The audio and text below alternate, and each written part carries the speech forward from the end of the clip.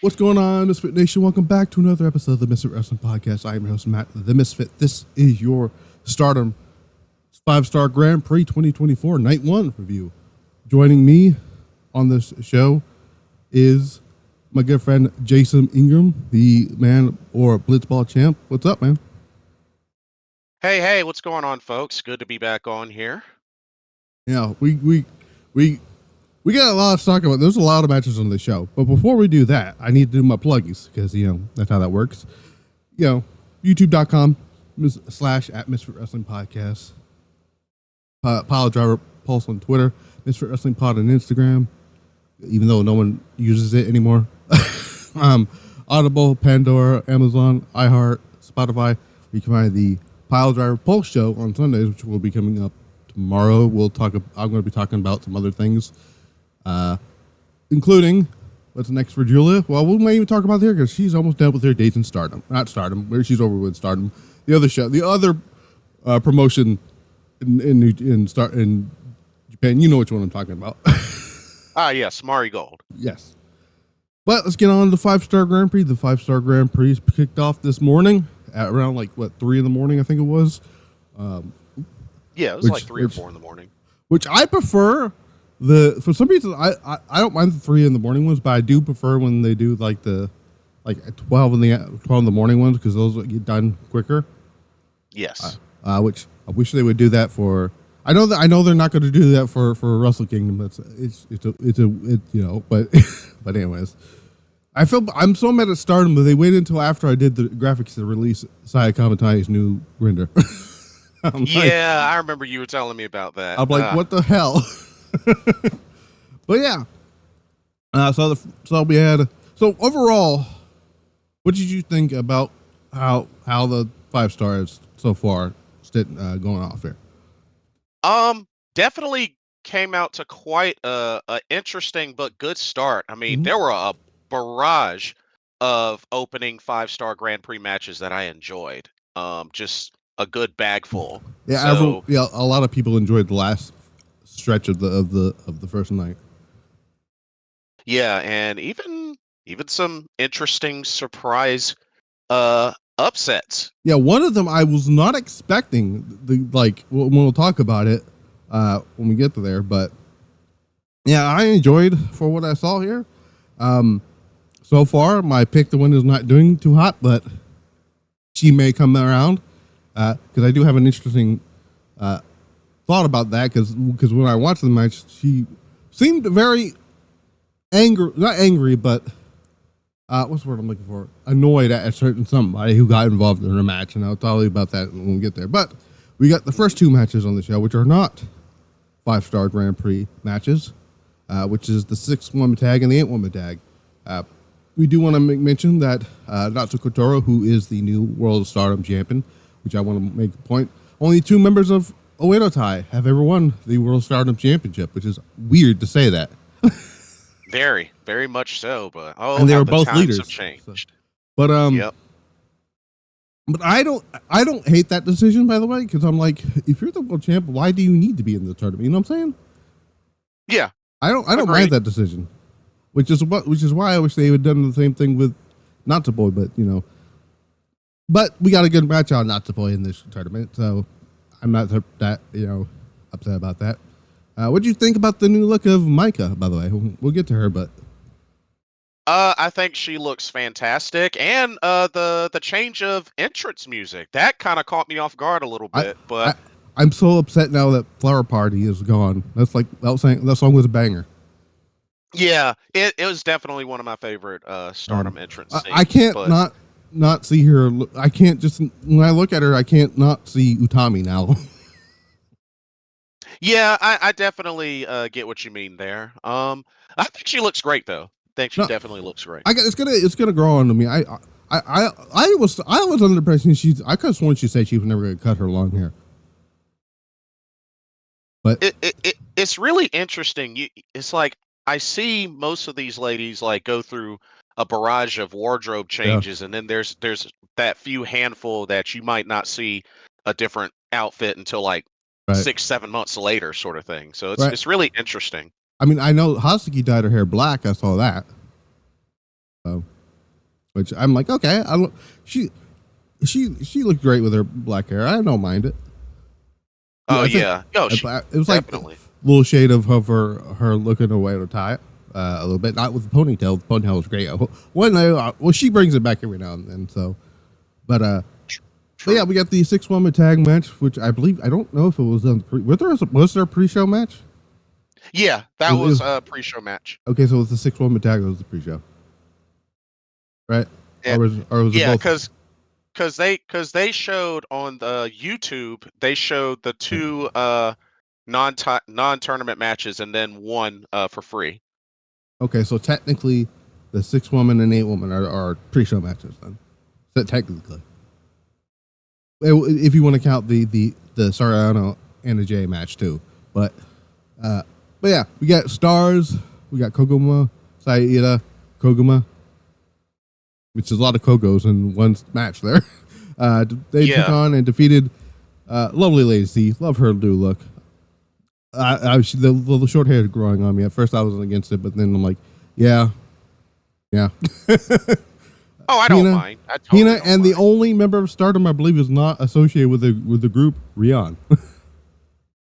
Oh yes, the young rookie Rion. I didn't see this match, so I don't know what. So what were your thoughts? Because I didn't actually see this match. I didn't know they did this match. I was assuming it was just the 8-woman tag that was going to be on the pre-show. So Rion actually had a decent amount of offense in this match, so I felt like she was showcased pretty well. I was kind of surprised. I did not expect Momo Kogo to actually get the pin. Really? Yeah, and she kind of used it was kind of like like an exploder suplex hold for the pin. I thought it was pretty neat, but yeah, she pinned Rion with kind that. of like similar to what Saori Anou does. A little bit. A little bit. Yeah. A little bit. Yeah, I know what you're talking about now. Yeah, I wish like. Speaking of like finishes, I can't wait to talk about the finish to me Momo Watanabe. That was awesome. But, yeah, for sure. But yeah, I think it's a great win for. I believe I'm correct me if I'm wrong. Is Koguma is in the 5-star, right? Yes, she is. Okay, I was wondering because we didn't get a lot of matches with her on this. Who's she supposed to be in the? She's in Blue Stars A. Gotcha. Okay, Blue Stars A. Yeah, Blue Stars. Blue Stars B, or no, Red Stars B was given some fucking bangers this morning. Oh yeah, that's the block to look out for. But we saw it coming. It's like we saw the block. But yeah, there could be a bunch of bangers coming out of that block. Oh, no doubt. So yeah, 8 minutes and 37 seconds. I love everybody involved here. Koguma, the lovely teddy bear herself, also known as the high speed genius as they call her. So yes. That's great. As long as she doesn't, trap her jacket up in the rafters like she did that one show where Hazuki had to get it down from there. Yeah, that was great. Lady C is great. Hanan, Hanan's in a different match. The other sister, Hina. Oh yeah, Hina. Yeah. Rina, I don't know. Not Rina. Rian. I don't know what they're going to do with her. I don't know if she's going to be a part of. I hope she joins the faction soon. I don't know where. I've seen her being teamed up a lot with members of God's Eye lately. Have you noticed that? I have noticed that. So I don't know if that's. Yeah, it would be surprising if they put her God, because right now she's not in a faction. So true. But a match I did see. I'm just going to call them all hate because Inaba is basically a unofficial member of that group. Yeah, I was thinking that there was a chance that she could officially join at some point. Because I love her tag team with Rina. I think that's a great pairing. But they were in an 8-woman tag. They teamed with Tekla, the other half of the Goddess of Stardom champion, and the World Stardom champion, Natsuko Toro. They defeated Aya Sakura, Sakura Kurara. That's a lot of Sakuras right there. Yep. Yeah. Yuna Minazori and Wakati Kiyama. I kind of figured this was your standard Oedo Tai hate match you would see on a normal show. It was fine. it got the new group over by being dicks. For sure. Though I was surprised they didn't reverse the decision because Tekla put on, I believe it was Aya in the cross-arm breaker, didn't let go, and I was surprised they didn't reverse the decision on that one. Totally could have. But Stardom doesn't really do that. I don't think New Japan does that either. I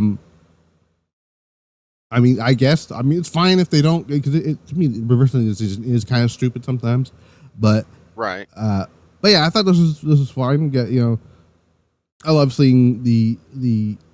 I still cannot. She looks so different. Azia looks so different than she did a year or so ago.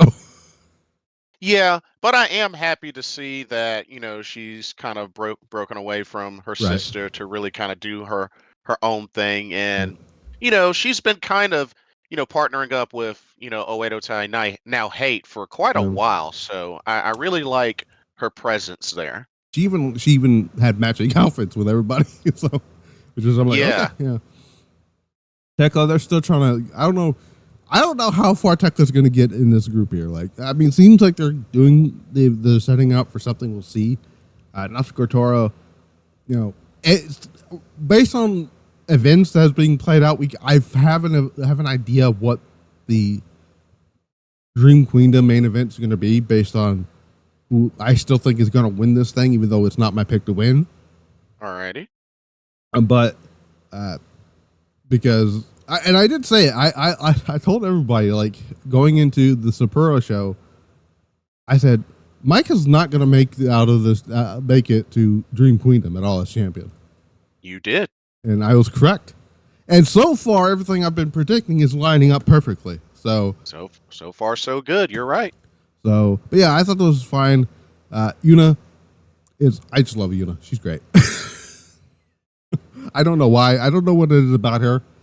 But yeah, she has a bubbly personality, but then when she gets mad, it's just insane. Yeah. But let's get into the actual tournament here. We got, what was it? I forgot. I don't even remember how many matches there was in the first round. But we started off with Saori Anou, the former Wonder Stardom champion. Now, once again, holds 2 belts. That was very quick. Yes.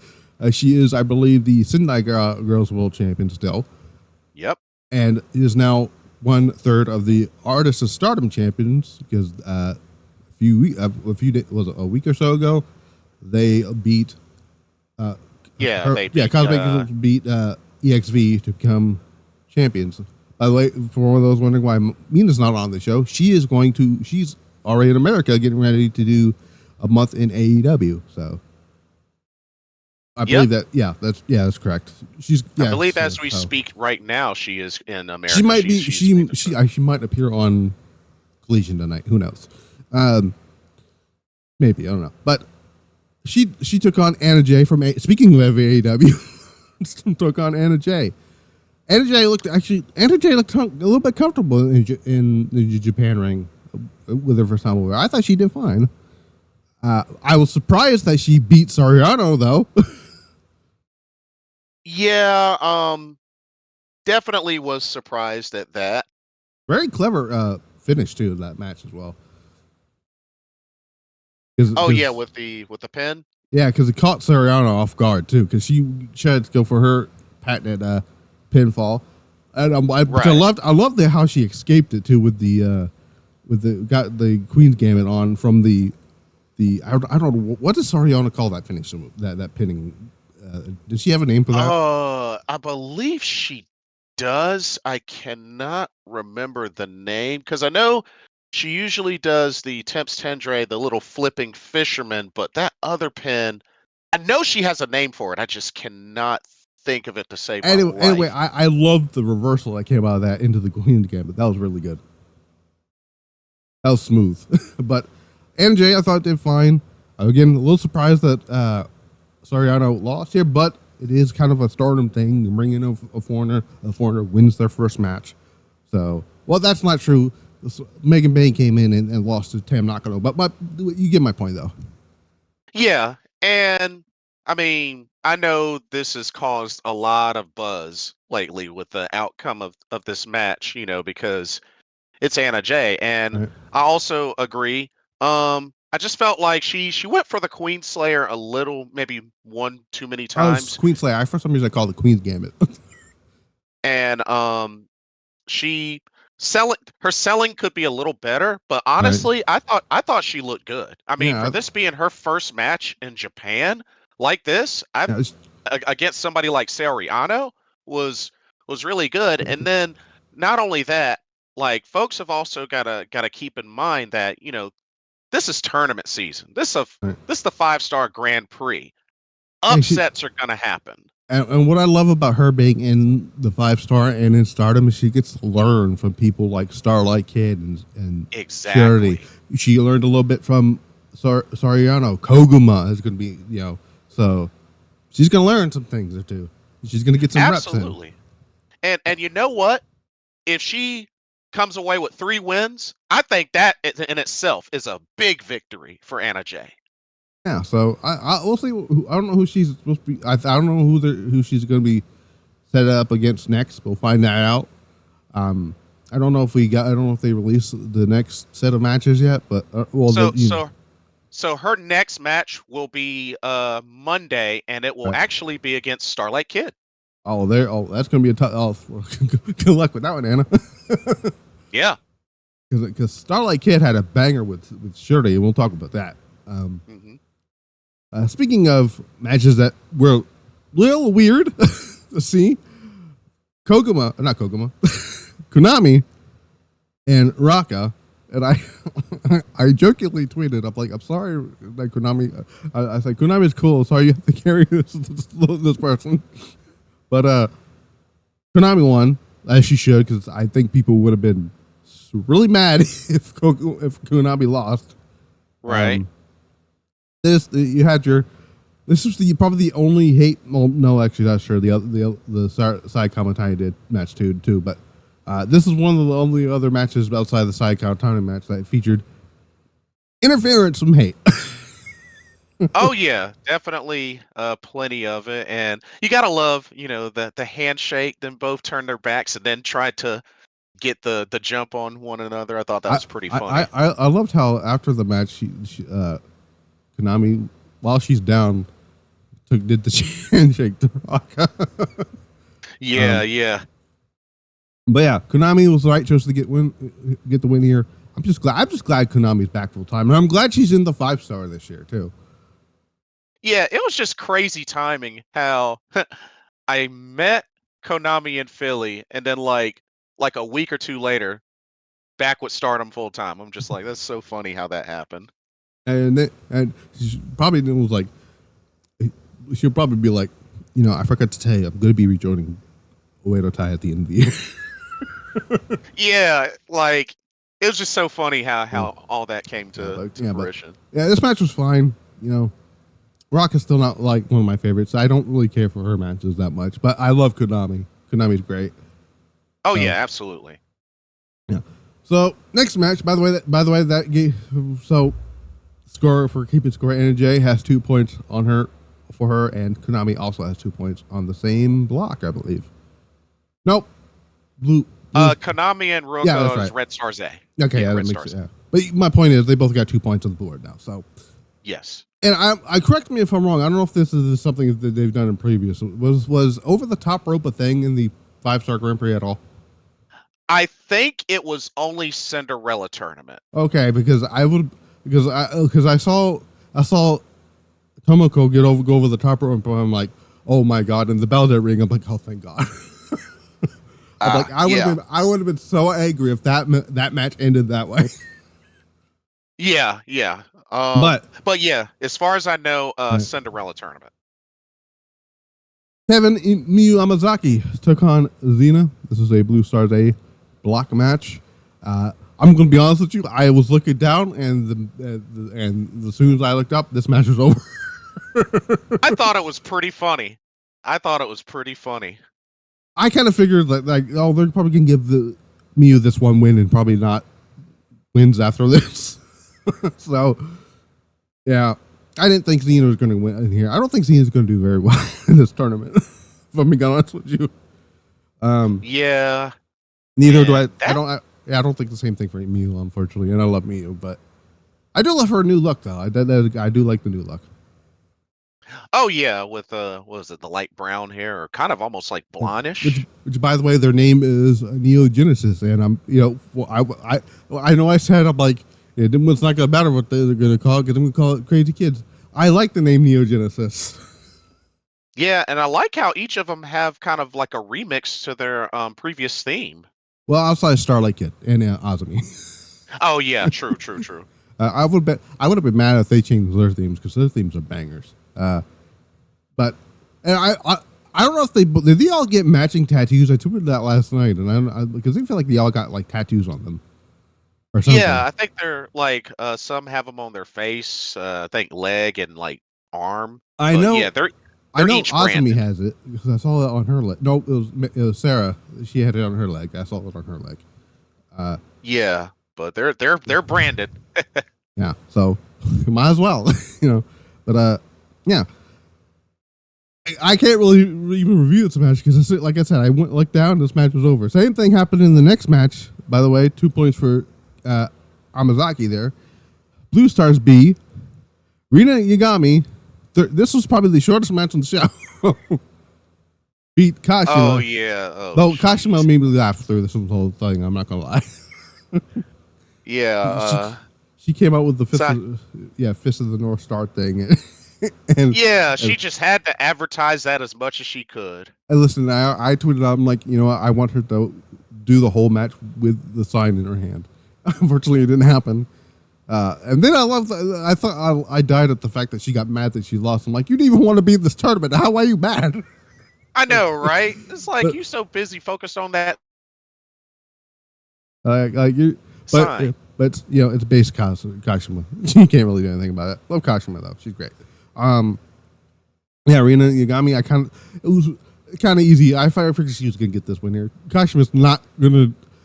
I would be like, who else is she gonna? Who else is in that tournament side with her? I mean, I could see her beating like. Let's see. So I'm gonna make a prediction here. I think Saki Kashima is gonna beat Tekla in one of the rounds. Oh, that would be pretty crazy. Just to see what happens. That's gonna be my prediction there. I put it out there. But yeah, nothing. There's nothing really to talk about with this match. It was 30 seconds long. There's no really reviews on this one. Just Fist of the North Star stuff. Yep. But and which is funny is that they're in the same faction too, which is even more funnier. So yeah. Although, Rina Yagami, she's definitely been improving and been getting, her feet wet, especially since coming close to winning the young group of Catch the Wave tournament. So she's been looking good lately. Right. Yeah. Well, now we go on to where this tournament really started picking up. Yes. Suzu Suzuki and Hanan went to a double count out. I'm not that mad about it because the match was all kinds of chaos, but it was great chaos. Oh yeah. So Suzu's already in the ring. Hanan comes in the ring, and Hanan which was to me was a little bit uncalled for, which just started attacking Suzu like Suzu owed her money or something. and then Suzu's like, yeah, we're not done playing this crap, and she starts beating the heck out of this woman. Oh yeah, I enjoyed their brawl with each other. Yeah, it was great. I was a little surprised they went with a double count out though. Yeah, and I'm hoping that I don't hate it, by the way. I'm just saying. Yeah, I figured a draw of some sort had to happen at some point, so I figured, might as well be this one. But I feel like they saved the draw for probably the best match of the tournament so far. So yeah, yeah. But yeah, so they both have 1 point each because of the double count out. Usually the rules are win, you get 2 points, lose, you get 0 points, and the count out gets you 1 point, I believe, right? Yes. By the way, you can win by either pinfall, submission, disqualification, or countout. That's how that works. It's basically how regular rules of a wrestling match work. But yeah, I like this match. It was my first. I'm like, if this is how the rest of this tournament is gonna go, I'm like, I'm signing me up right now. Then we had Hazuki defeating Minami. It's my first time seeing Minami. I've gotten quite a taste of her like maybe a number of months ago, so I am a little bit familiar with her. This was a match I enjoyed a lot, actually, and I like there was even too. there was even a point where I thought Minami could sneak away with the win, but this was a great match. Yeah, I enjoyed the match too. I just less of the screaming would help though. Yeah, she does that a lot. Yeah, and Hazuki just had enough of the screaming. She started just wailing on the throat. Oh yeah. Oh yeah. Yeah, Hazuki looks great as always. She's one of my favorite wrestlers on the planet. She's one of my favorites in Stardom. If you're not a Hazuki fan, what are you doing, right? So. Oh yeah, and I have to say, still her devastating corner code breaker is like one of my favorite moves from her. I love it. I don't know if she might have a name for it, but or it's just the corner code breaker. It could be either one, but she also I believe it's the senton from the top rope is her finish, right? Yes. Okay, so I love the setup, the code breaker into the senton, which is great. Hazuki gets 2 points. I'm not putting any money on Hazuki winning this thing because I've been heartbroken too many times with Stardom when it comes to Hazuki. 2 years in a row, not doing it this year. Totally understandable. I do think she's probably going to win the white belt at the end of the year. That is my prediction, but she's not winning the 5-star. I hope so. I really, really hope so. She's been long overdue. Yeah, she hasn't held a singles title since the high speed title. So. Yeah, and it's sad. I thought she had a good run with that title too. Oh yeah, absolutely. Now on to my favorite match maybe my favorite, depending because there's another match I enjoyed too. But let's talk about Seira and Tomoka Imuna. Oh, let's go. Oh, let's my God. This match cooked. Man, so much. Cooked. This was a feast. I'm like, oh, the ring psychology from both ends going after each of the legs, taking out the legs. Oh my God. I'm like, there were so many pinfalls. I was like, oh my God, is Tomoka gonna get it? Is May gonna get it? I'm like, oh my God! When they started going, and I kept hearing the announcer with the PA system, I'm like, oh yeah, they're totally going to the time limit draw. Yeah, and it was just crazy because as soon as Tomoka hit that Michinoku driver too, I was like, oh snap, she's gonna get. Oh, I was like, is she gonna win with freaking Maika driver? Oh man. Oh. And I'm like, and I tweeted that as soon as this match was over, I'm like, I wanted this a rematch of this, but for the high speed title. Yeah, and I was a little bit worried for a second after Seira did the second rope springboard drop kick because of how she landed. She was kind of holding her knee. I was just like, oh no, please don't tell me. But thankfully. Speaking of which, I will point out in the other match with Hazuki, a little shout out to Io Shirai with that drop kick, by the way. Oh yeah, that is true. That is a good point. That's the patented Io Sky springboard drop kick. She did hit the same way that Io does it. So, but also it's understandable because those two started Queen's Quest together, so that makes sense. I believe it was her and. Well, there was another person who started with Io and Hazuki. What's that, Momo? Yes. Okay, I could have sworn so because I couldn't remember. I knew it was somebody else. I knew there was three of them that started it. But anyways, yeah, this match was great, man.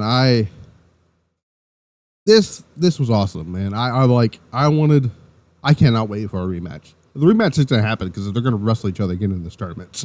Oh, absolutely. Oh, And I really liked how Tomoka Inaba's backstage interview, she was talking about, I studied the high speed style to get ready for this match. I was just like, I love it. I'm like, yeah, that makes sense. Yep. I love that. Like and what was great about it is when they both walked on the legs, they made sure that every time they try to come off with, because I saw Tomoka hit the almost like a version of the GTS. She sold the knee. Oh yeah. Same thing with Seira. She did the same thing. By the way, I want to point this out. I know when I review these shows, I kept saying her name wrong. I kept saying it May Syuri. It's actually May Seira. Yeah, so that's my fault. No, that's all good. I mean, I was so used to a long time, her being, because she used to be Mei Hoshizuki for Marvelous, so Yeah. it took me a while to adjust as well. Yeah. So, but yeah, this match was great. I cannot wait to see it again. And I wouldn't be mad if this ends up being the high speed title match at Dream Kingdom too. Oh, I don't hate it. I don't hate it. I mean, just give me multiple matches with these two. I would watch these two wrestle for days. But then we go on to, by the way, May's they both got 1 point each. This is actually I believe this is the only time of a draw on this entire show. But they both got 1 point each. This was the first match. This is the second match in the incredible B block that everybody was waiting for Blue Star or for Red Stars.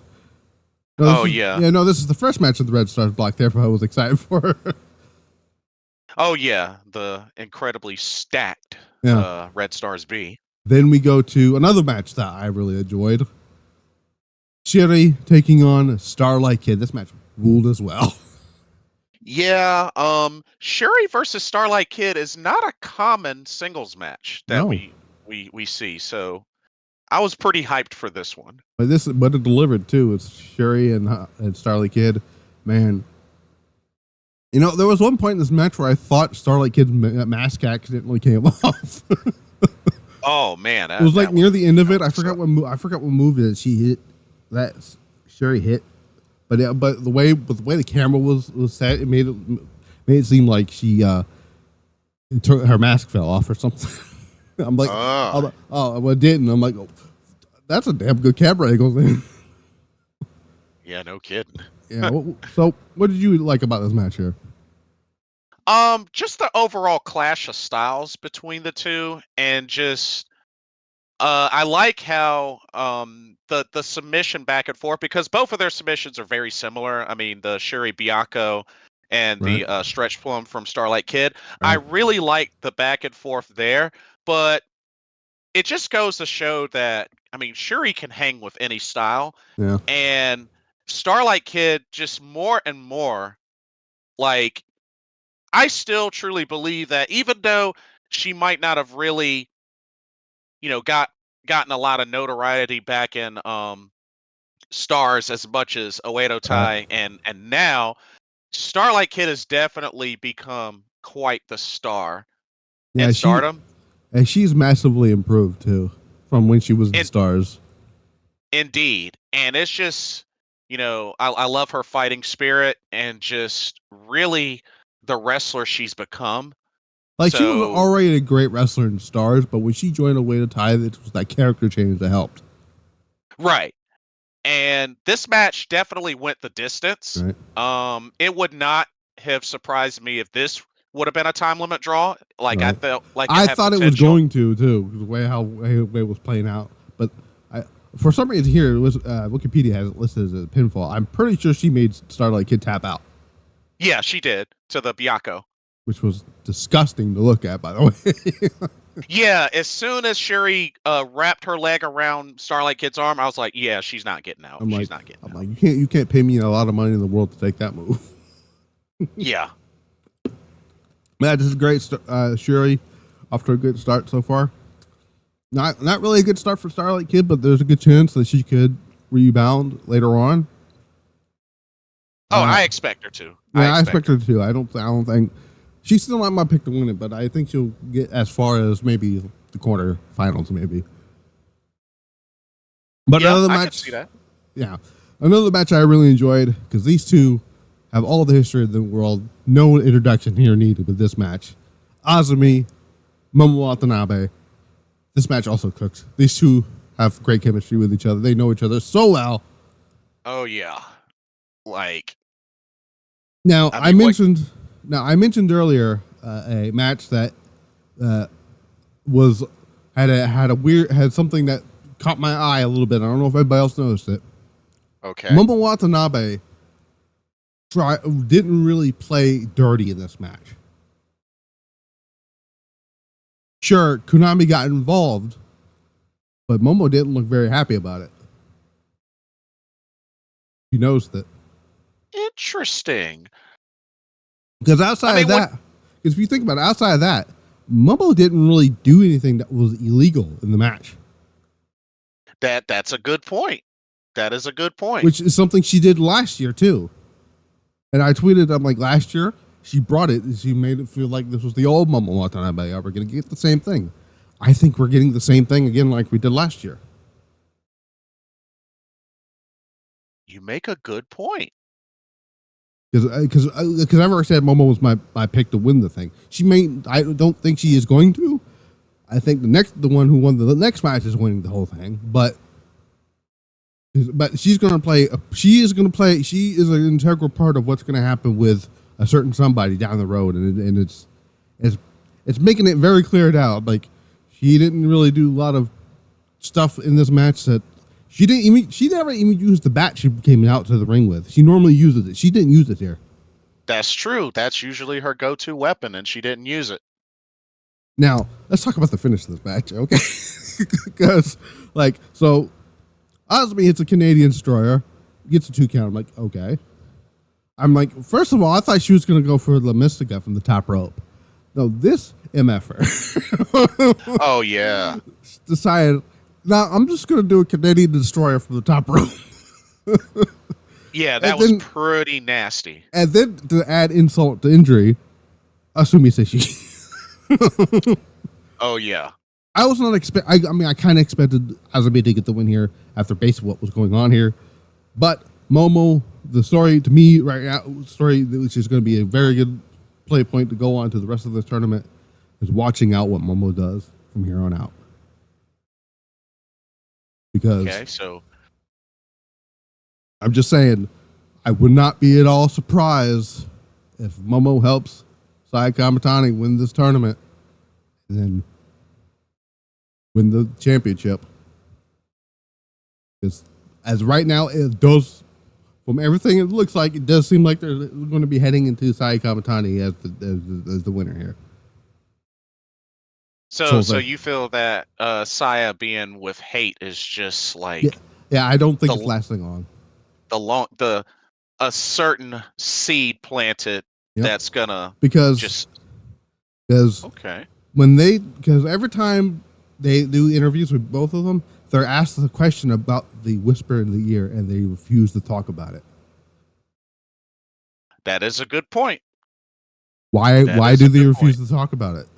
That's because you two have planted this seed. You have both are involved with this situation here.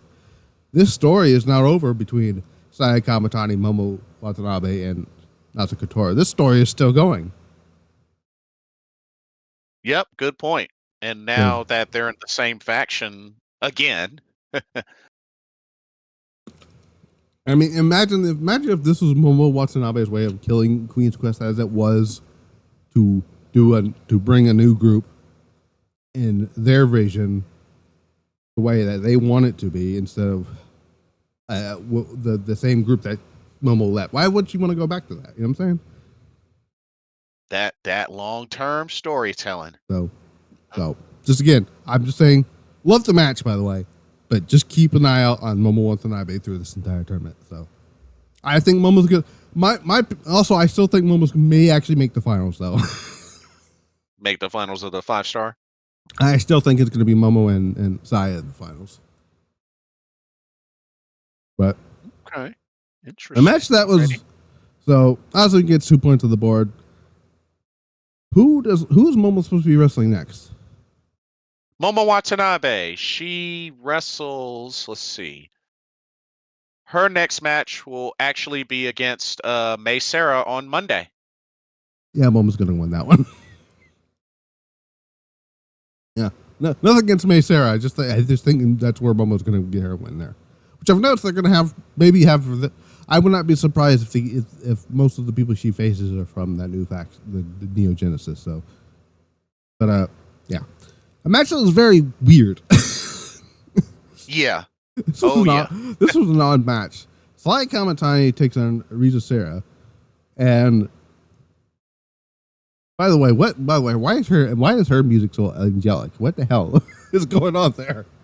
Oh, I've always enjoyed Risa Seira's entrance, especially when she's rocking the blue and copper robe. I love her entrance. It's very her theme song is so angelic. I don't know why, but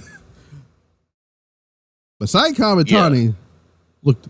I'm going to be honest with you. Like, I think Sai Kamitani looks fantastic in her new gear. Yeah, I definitely like the new gear. I like the whole build up, Golden Phoenix is dead and then just breaks out into Phoenix Queen, and she looks amazing. Like, I thought it would take me longer to get used to. Her new theme is a banger, by the way. Yeah. Yeah, I thought it would take me longer to get used to, but I'm just like, oh yeah, she's rocking it. I loved because there's always going to be a nod to Queen's Quest with her, whether people like them or not. That including her coming out with a new flag. Yeah. Oh yeah. Usually a flag bearer for Queen's Quest, and it's just really cool to see her rocking a flag for hate. Yeah, but this match the match wasn't terrible, but it was just weird. See, and that's the thing. I gotta get used to this fighting style of Saya Kamitani. More of the beat down and just not really so much high flying. Yeah, what I would say is, she could still do the high. When Starlight Kid joined I must have said Stardom.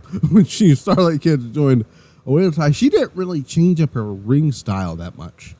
True. Outside of just giving her a little edge, I can see maybe down the road I can see up until when we get to Dream Queendom or whatever, because I believe the winner of the 5-star gets to choose the champion, right? I think by default it's World of Stardom champion. Because I know Cinderella tournament they can choose because you get a wish. Well, I know when Io won no, she didn't win the 5-star. What am I talking about? No, she did, didn't she? Yeah, she did. She did. Okay. When she did it, she went for the white belt. Did she? I believe so. Let me look it up here. Hang on a second. Huh. Hold on. Now I'm doubly questioning myself. Which is somebody who which is weird to me that she never won the 5-star. I still can't believe they had never had Kyrie win the 5-star. She's won a 5-star. She hasn't won a Cinderella tournament. Oh no, she did. Okay, yeah, right. Yeah. No. When Io won it, she went after the Gosh Stardom titles with Mayu. Oh yeah, when they were Thunder Rock. When Mayu won it, she chose the Wonder Stardom Championship. Okay. But other than that, it's mostly the World Stardom Championship. But when Io and Mayu win it, they went after two different titles. Huh. That might be something technically Suzu did go after the she didn't face the actual champion, but she lost. But my point is, the point is it's not. Yes, it is mostly the World Stardom champion, but they do have that option for the Wonder or whatever title they want. So, what was I? So, okay. I don't even know where I was going with the. Anyway, I forgot what I was saying. I don't know why I brought it up. But anyways, Sai Kamitani. So, all that stuff here. The one thing that was a little weird to me was, Risa picks up the chair, whacks, somebody from Heat, which is fine. You shouldn't get no problem there. But then she hit Saya Kamitani with it, and they're already standing right there, does nothing. Then he gets hit with the chair. I'm like, at this point, shouldn't she be disqualified? Yeah, that's what I would have thought. Especially when the referee got hit by the chair, but nah. And then she hit Saya again with the chair. Still no disqualification. I'm like, that kind of was a little weird to me. Yeah, the ref had his work cut out for him, especially ripping away chairs that Risa Sera kept picking up one after the other and after the other. I keep forgetting how many chairs Saya threw in the ring. It had to have been a good, 7 or 8, something like that. But I forgot what move that Saya did. I can tell you it wasn't the Phoenix Splash. She can't be doing that move. She's a heel right now. But she beat her, so. But to me, I still think Saya Kamitani is going to win this thing. She may have horrible matches, unfortunately, but she's going to win. It looks like she's going to win the 5-star. It seems like it. Because right now, if you look at all the people in the 5-star, realistically, the only person logically that makes sense right now is Saya Kamitani. It would be pretty big, especially with kind of what she's gone through. I mean, with everything that's went from Queen's Quest dying, her losing the high speed title, but then she won the Catch the Wave tournament, and then to turn around and win the 5-star. That would be pretty huge for her. Right now, I could see that the finals, instead of being Saya and Momo, I can actually see the finals be Saya and Maika. Oh, that would be pretty cool, actually. I mean, either one of those no, it can't be. What am I talking about? They're in 2 different blocks. Never mind. Well, no, they can't be in the finals. What am I talking about? No, actually, no, Maika's in the Red Stars. Oh wait, hold on. Momo can't be in the finals with because they're in 2 different. They're 2 different blocks. Momo's in the red and okay. Never. I don't know where I was going with that. Yeah. Saya's in the Blue Stars. Maika's in the Red Stars. Yeah, Momo's in the Red Stars too. So never mind. Forget whatever I just said. But you good. But it's either gonna be Momo and Saya or Maika and Saya in the finals. It just seems logical at this point.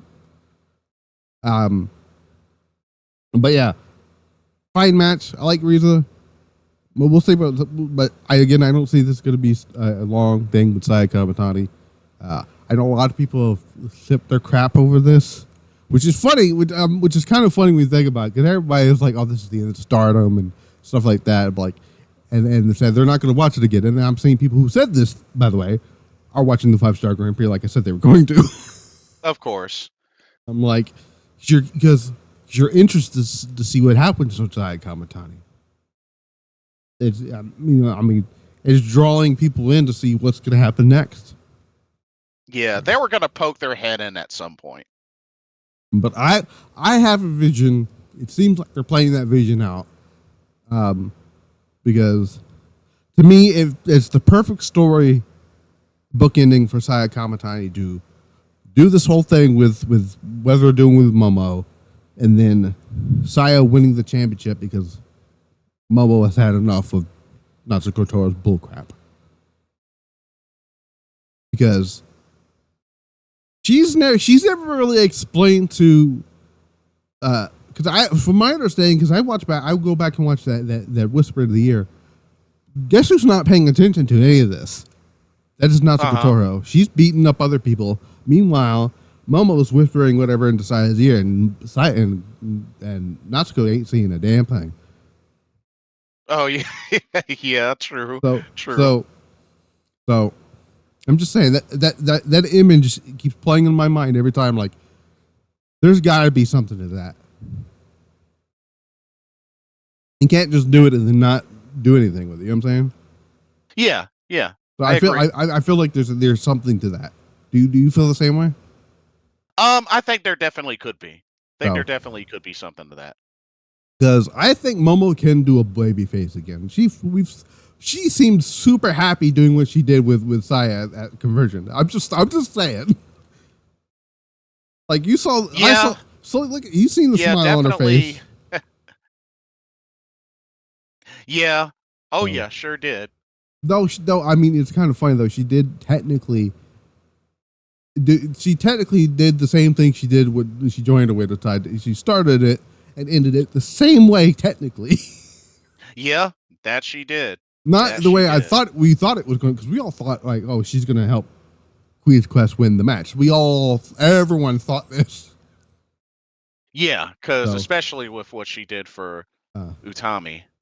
So, but she's absolutely going to help Saya win the championship. There's just no way, it's gonna be about that. But anyways, yeah, Saya Kamitani gets the win here. Who is Saya Kamitani supposed to be going? You might have this up on, because I don't. So who is Saya Kamitani supposed to be going up against next in the Saya Kamitani's next match? Let's see.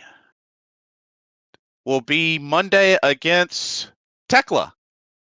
That's going to be interesting. That's going to be very interesting. Yeah, so getting ready to battle a stablemate. So we'll see what happens there and how that works out. That could start planting some type of seeds there. Because I feel like, and this is just me, but I feel like the reason they took, because another reason I think is going to be Saya and Natsuko Taro, because isn't Natsuko, not Natsuko, isn't Raka and Natsuko, no, they're not in the same block number. But my point is, the reason I think they took Natsuko Taro out of this tournament is because if the finals is Saya Kamitani in there, they would not want Natsuko Taro in that finals, because I think I think they've planned out their main event for Dream Kingdom at this point. Yeah, that's a good point, since Ruaka took Tora's spot. So yeah, that makes sense. It just makes, because I mean, and it's fine. Keep them now. They're not going to have to face each other too, because so it keeps them apart up until Dream Kingdom, where. Yes, absolutely. So to me, it makes a lot of sense there. So, but yeah, probably the weirdest match of the show, but it wasn't the. I wouldn't say this match was bad though. So next match, though, not at all. Next match, which I thought was actually really good, was Maika and Natsupoi in the Red Stars A block match. Not Maika coming up with her new look, which I have got to get used to. I'm gonna miss that. I'm gonna miss those red long locks. But now I'm gonna see her. I'm like, what is Utami doing in the 5-star? I thought she was in Marigold. I guarantee you, if you put those two in the ring now, you're not gonna be able to tell them apart. Nah, that's a fair assessment. But yeah, this is great. Mike is always great. She was the finalist of last year's 5-star, which everyone and their mom was like, she's probably going to win it, but she didn't. I was one of the very few people who was like, it's going to be Maika and Suzu in the finals. And everybody's like, nah, it's going to be Tam Nakano and whoever else. And it was Tam. People were like Tam and Mina. I'm like, no, it's going to be Suzu and Maika. That's the story they're going with. You got to pay attention to the story. People think I understand, like, they're not going to go for whatever. It's going to be whatever the story is going to be the finals of the 5-star. Mm-hmm. And what was the story last year? Probably the hottest story they had going on last year was Maika and Suzu, which paid off very well, by the way. Oh yeah, absolutely. Which unfortunately, Mike was so upset that half of the people didn't get to hear her win the title because the damn venue that they were at. The feed cut on the pay-per-view. She was very upset about that. I don't blame her. Yeah, that was very unfortunate. Everyone put the blame on Rossi. I'm like, Rossi ain't the one he booked the venue, but he didn't know that was going to happen. So, but yeah, this is great. This also gets a pinfall over the Wonder Star Champ, which means in the future, Mike is going to possibly challenge for the white belt at some point. I can definitely see it. There's something tells me she might actually win the title from Natsupoi. I mean, I wouldn't be against it though. But see, if that happens, that's really gonna knock Natsupoi's credibility. I don't mean right now. Maybe I wouldn't say right now. I mean, like maybe that could be the match for Dream Kingdom. Maybe is what I'm saying. Dream Queendom. Yeah. Okay. Because that's like Which 6 months, 4 or 5 months away or something like that. But right. which I love that they have what's planned in the next few months of shows. I do like how they have that set up now. So, but yeah, Maika, I believe it was the Maika driver that got the win here. Natsupoi looks great with the title. She's also, I believe, the other third of the Goddess titles too. Which I don't. Yeah. I'm hoping, unlike, because as much as I loved Maika's reign as the world champion, he wasn't really doing much with the artist titles. That is true. And that's not on her. I can't blame her for that because they had to get the titles off of who was the previous champions? EXV. No, I mean, who was the champions before EXV? Was that? I'm trying to remember who it was. Oh. I think was it DDM? Oh, it was God's Eye. God's Eye. Oh yeah. Oh, that's right. Because Mirai was leaving, and they had to get the titles off of them. Yes. So I can't blame Maika for that. That's not her fault. Though I wouldn't have I would have put them on like the Neon Genesis or something. but yeah, I'm not gonna blame her for that. But she's looking to get back into the world title picture. I think either, because I said earlier, it's either going to be Momo or it's going to be Maika that faces Saya Kamitani. And are they in the same? Is Maika and are they in the same block or no? No, they're not. Okay. No, they're not. Okay. They're in this. They're okay. So one's in. Maika's in red and Saya. Okay, that makes sense. Never mind. Yeah, Saya's in blue. Yeah. So, I could actually see a thing where the semifinals can be Maika versus Momo. Maika versus Momo Watanabe. Oh. Yeah.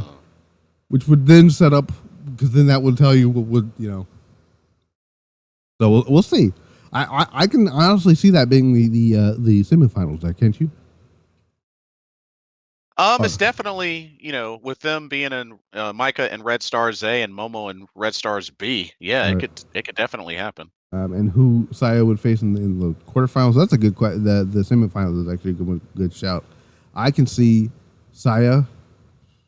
Ooh, that's tough. Saya and I don't. Saya, you know what? Has Saya and Syuri had much of a singles history? I can look right now. Syuri versus maybe. Best way to find that out is through cage match.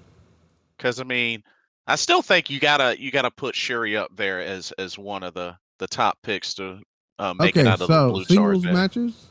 They've had 2 singles matches against each other. Oh. And one in 2021. That was in the 2021 5-star.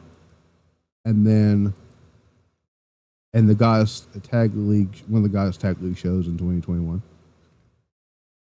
Oh, interesting. Okay. Yeah, apparently their 5-star 2021 match, it's actually got like an 8.2 rating on Cage Match. So, oh, not bad, not bad at all. Maybe it could, I could see it be Sai Kamitani, Syuri, or I can see it be Sai Kamitani and Starlight Kid. I don't see it. Maybe Saori Anou, but I don't see anyone else in that block going to the semifinals. Yeah, that's fair. That's totally when it fair. comes to the B stars, there's like 3. No, maybe only 2 that I can see going there. Which would be Suzu and because Suzu's been at the end of the 5-star. She's won it, so. But Suzu and Saya, I can see them there. Red Stars on there. When we finish the thing, I can see it be there. Well, we'll talk about that after we get to the match in the other match here. But yeah. Maika, Natsupoi, good, great. I can again usually how it works is if you pin the whatever champion it is, a singles champion, you eventually get a shot at the title. Maika did say something on the microphone. I don't have it written down anywhere. But she basically said that she wants to do this match again. with. I believe that's what she did. She basically wants to do this match again with Saya Kamitani. Not Saya Kamitani. What the heck? Oh, there's some breaking news there. When it comes to the G1 Climax,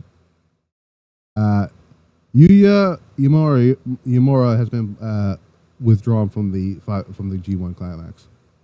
Oh no! Really? Yeah, because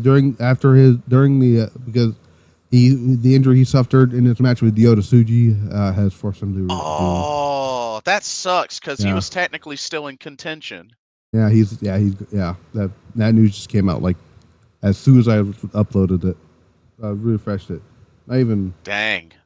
New Japan, that sucks. Well, I guess Bolton Oleg gets a free 2 points. But that was his last match. I really haven't kept up with the G1. Who's in the lead on their block right now? So for the, let me pull up the. So we know in the A block, Zack Sabre Jr. has secured the #1 seed. Okay. And battling out for 2 and 3. Right now it's Tetsuya Naito and Evil, but there's still a handful of others that are in contention. But right now the top 3 are Zack Sabre Jr. 1, Evil 2, Naito 3. And then the B block, right now the top 3 are Jeff Cobb, David Finlay, and Ren Narita. Zach may actually do it this year. I think he will. I think it's time. I think it's time. I saw a lot of people going for pushing for Goto to get it this year, and I wouldn't be against that at all. Oh, Hiroki Goto's one of my faves. I've been wanting for him to have at least one IWGP heavyweight title run for a long time. I believe. Well, there's still time for him to catch up to Finlay and them. So. Yeah, he's still in contention. Same with Konosuke Takeshita, who's doing a phenomenal job, by the way. Oh yeah, and you heard about the little thing that Goto teased, right? That if he wants, he's invited him to join Chaos. Ooh. I mean, if I'm being honest, New Japan is treating Takeshita a lot better than fucking AEW is. True.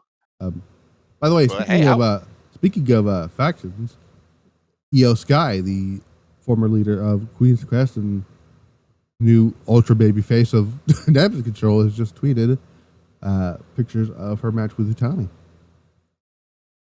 Oh, really? Yes, it's tweeting out the sky has no limit.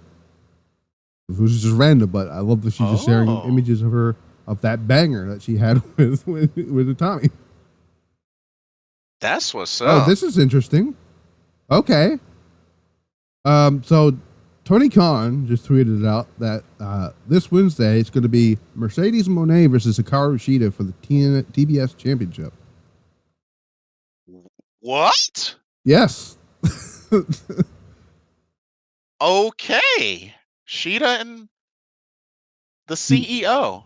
Shida's going to give Mercedes probably her best match on AEW. I still think Shida needs to turn heel. I could have sworn they did the whole promo, and I'm like, did she turn heel or something? I mean, there's been like teases of it, but still, like, she gets the crowd hyped, and still, when she has opportunities to use the kendo stick, she doesn't. I so want a faction led, like, kind of like how they have a Joshi faction in WWE with Damage Control. I kind of want a Joshi-led faction in AEW, kind of similar, and I want them to be like the Yazuka, but with fucking Shida as the leader. I mean, if you ask me, I would love a Syuri Shida reunion. Well, I mean, you feel like the only way that's going to happen is in AEW, because I don't see her ever jumping over to Stardom now. Yeah, so. Exactly. This sucks. I just seen Bryan Danielson revealed he's going to have neck surgery before the end of the year. That sucks. Yeah. But back to the 5-star. Yeah, I just saw that news pop up on the G1. I'm like, well, that sucks. So, but yeah, Maika gets 2 points on the board. Maika, who did a phenomenal, who had probably one of my favorite runs in the 5-star last year, which I feel like had Saya not gotten hurt, which, by the way, this actually works out perfectly too if it becomes Maika and Saya in the finals. Just thought I'd throw it out there too, because Saya got hurt last year, and they went with the hotter story, which was Maika and Suzu, and of course Maika didn't win, but this would be full circle for this story right here. Yeah, because that's right. Saya Kamitani got hurt in the first match against Tam Nakano. I mean, depending on how long she's going to stay, she's not going to stay heel forever. But in this current form of the heel turn they have, Saya can blame Maika for basically stealing her spot. I mean, I'm just technically, saying. Technically, yeah. But then we got the main event here. Mayu Iwatani, not a title match, because I think even she forgets she's the IWGP Women's Champion. Oh, yeah. Oh, ditzy Mayu. Took on Tam Nakano, who had a new hair look because Hate decided to cut her hair. Yeah. But, unlike, the thing with Maika, I'm not mad at this one because has sported the short hair before and it looked great on her. So, indeed. But Mayu gets the win here with the Tiger Suplex. So once again, Tam Nakano just can't seem to get that singles win over Mayu Iwatani. I think the match at Dream Kingdom is going to be Mayu and Tam for the IWGP title. Do you think that's where she does it? I think so. Yes. Interesting. I feel like a lot of stories is like it just makes a lot of sense to me, at least. Because I know they treat All Stars or like their WrestleMania, but to me, it's Dream Kingdom is their WrestleMania. Yeah, like, true. Like technically, if you think about it, even though it's a tournament, the 5-star is kind of like their version of the Royal Rumble, but except there's no battle royal, so it's just a full-on tournament. It's kind of like if the King of the Ring was a Royal Rumble thing. Yeah. Basically, which. There's been a lot of great tournaments this year. We had the King and Queen of the Ring was great. The 5-stars off to a great start. The G1's doing great stuff. I believe I've heard some good things about the N1 over there in Noah. I think the Tokyo Joshi Pro started their tournament as well.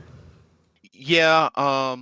Unfortunately, another setback injury for the N1 Victory Tournament because Go Shiozaki was originally supposed to be in it, but he was out. And then his replacement, Atsushi Kotoge, just got injured. So that sucks. He's out. Yeah. So all of his matches are forfeit. So yeah, it kind of reminds me. I know it was like near the end of last year's tournament where it was supposed to be. I believe it was supposed to be Utami and Julia in one of their matches, right?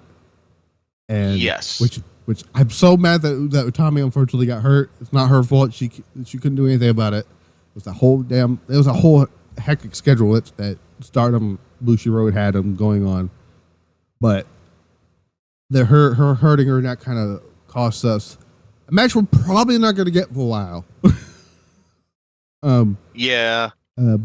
Because Julia is fixing she's got 2 more matches and she's off to Orlando. So yes, which I will talk about that in a second. But Mayu Iwatani is great. Tam Nakano is great. This was probably my third or fourth favorite match of the night.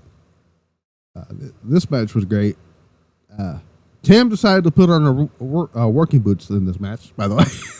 Of course. And she decided, hey, I'm actually going to put somebody over. I'm just kidding. But I was not surprised that Mayu won. I was a little surprised that Tam lost. Because I figured, they're just going to give her the win back. But they're going to wrestle each other again in this tournament. I think when Tam wins there, that's going to because they did the whole thing after the match. I think kind of set up something for the future here, but what would you think about this match here? Definitely enjoyable. like I said, part of me in the back of my mind was maybe Tam's gonna do it. Maybe Tam's gonna just surprise and upset Mayu, and came so close. But I don't think anybody's ever kicked out of that 2-stage dragon suplex. So as soon as that happened, I was just like, yeah, Mayu wins. I mean, I think maybe Io may have once, but that's Io. So, Yeah, well, fair point. Fair point. though a lot of people told me this, went back to the Anna J thing and was like, well, Io lost to what the hell's her name, Mandy Leon. I'm like, why do you gotta bring up horrible memories for guys? Although I have met Mandy Leon, she is pretty. No, cool. she's great. She's a great person, but every time I see that result, I'm like, that shouldn't have happened. Yeah. But Io's not salty about it like people think she is. She don't care. Right. She does not care. Yeah, EO's gonna still do EO things. And now that she's a babyface, she gets to interact with the fans. Because I saw that video of on Raw after the whole beatdown angle they did in the ring. They're all high fiving people. Kairi doesn't have to pretend the camera's not on her to sign autographs, which is great. I'm just glad Kyrie's back into being a babyface again. She's just the perfect babyface. Yeah, absolutely. Which, by the way, if you guys didn't know, Kyrie pinned the women's champion on a SmackDown Dark match last night. Oh yeah, didn't I think there was also a clip where she did yeah, she did like a insane super elbow. Yeah, a super insane elbow. Yeah, which I thought was a random pairing as well. Yeah. But the fact that they allow Kyrie, even though it's a dark match, because the champions never usually lose on dark matches, even if it's a non-title match.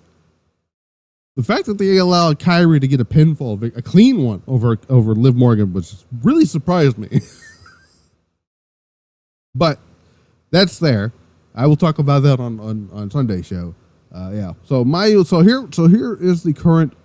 I almost said rankings. The standings. I can find them here. Yeah. Here it is. Okay. I have information on next matchups. If you want any, just say so. We'll go ahead and we'll talk about it in a second here. So right now, all the people who are tied in the Blue Stars A, it's Syuri, Anna J, and Miyu Hamasaki with 2 points each. That's a weird thing to say out loud. Currently with no points, obviously Starlight Kid, Xena, Koguma, and Xena's not wrestling. I know Xena did wrestle. She lost to Koguma. Yeah, the only one. Hasn't wrestled. Koguma's the only one on this list that hasn't wrestled yet.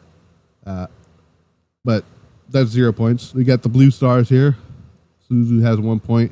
Hanan has 1 point because they did the double count out. Saya's got 2 points. Rena's got 2 points, and nobody else has points after that. We got the A block for Red Stars A block. Maika 2, Husky 2, Konami 2, and everybody else is 0. And the block everyone's raving about because we've already got banger matches out of it. Mayu, Azumi have 2 points. Seira and Inaba have 1 because they went to the time limit draw, and everybody else has 0. So what's next for so Monday's matches? I believe it's the next one, right?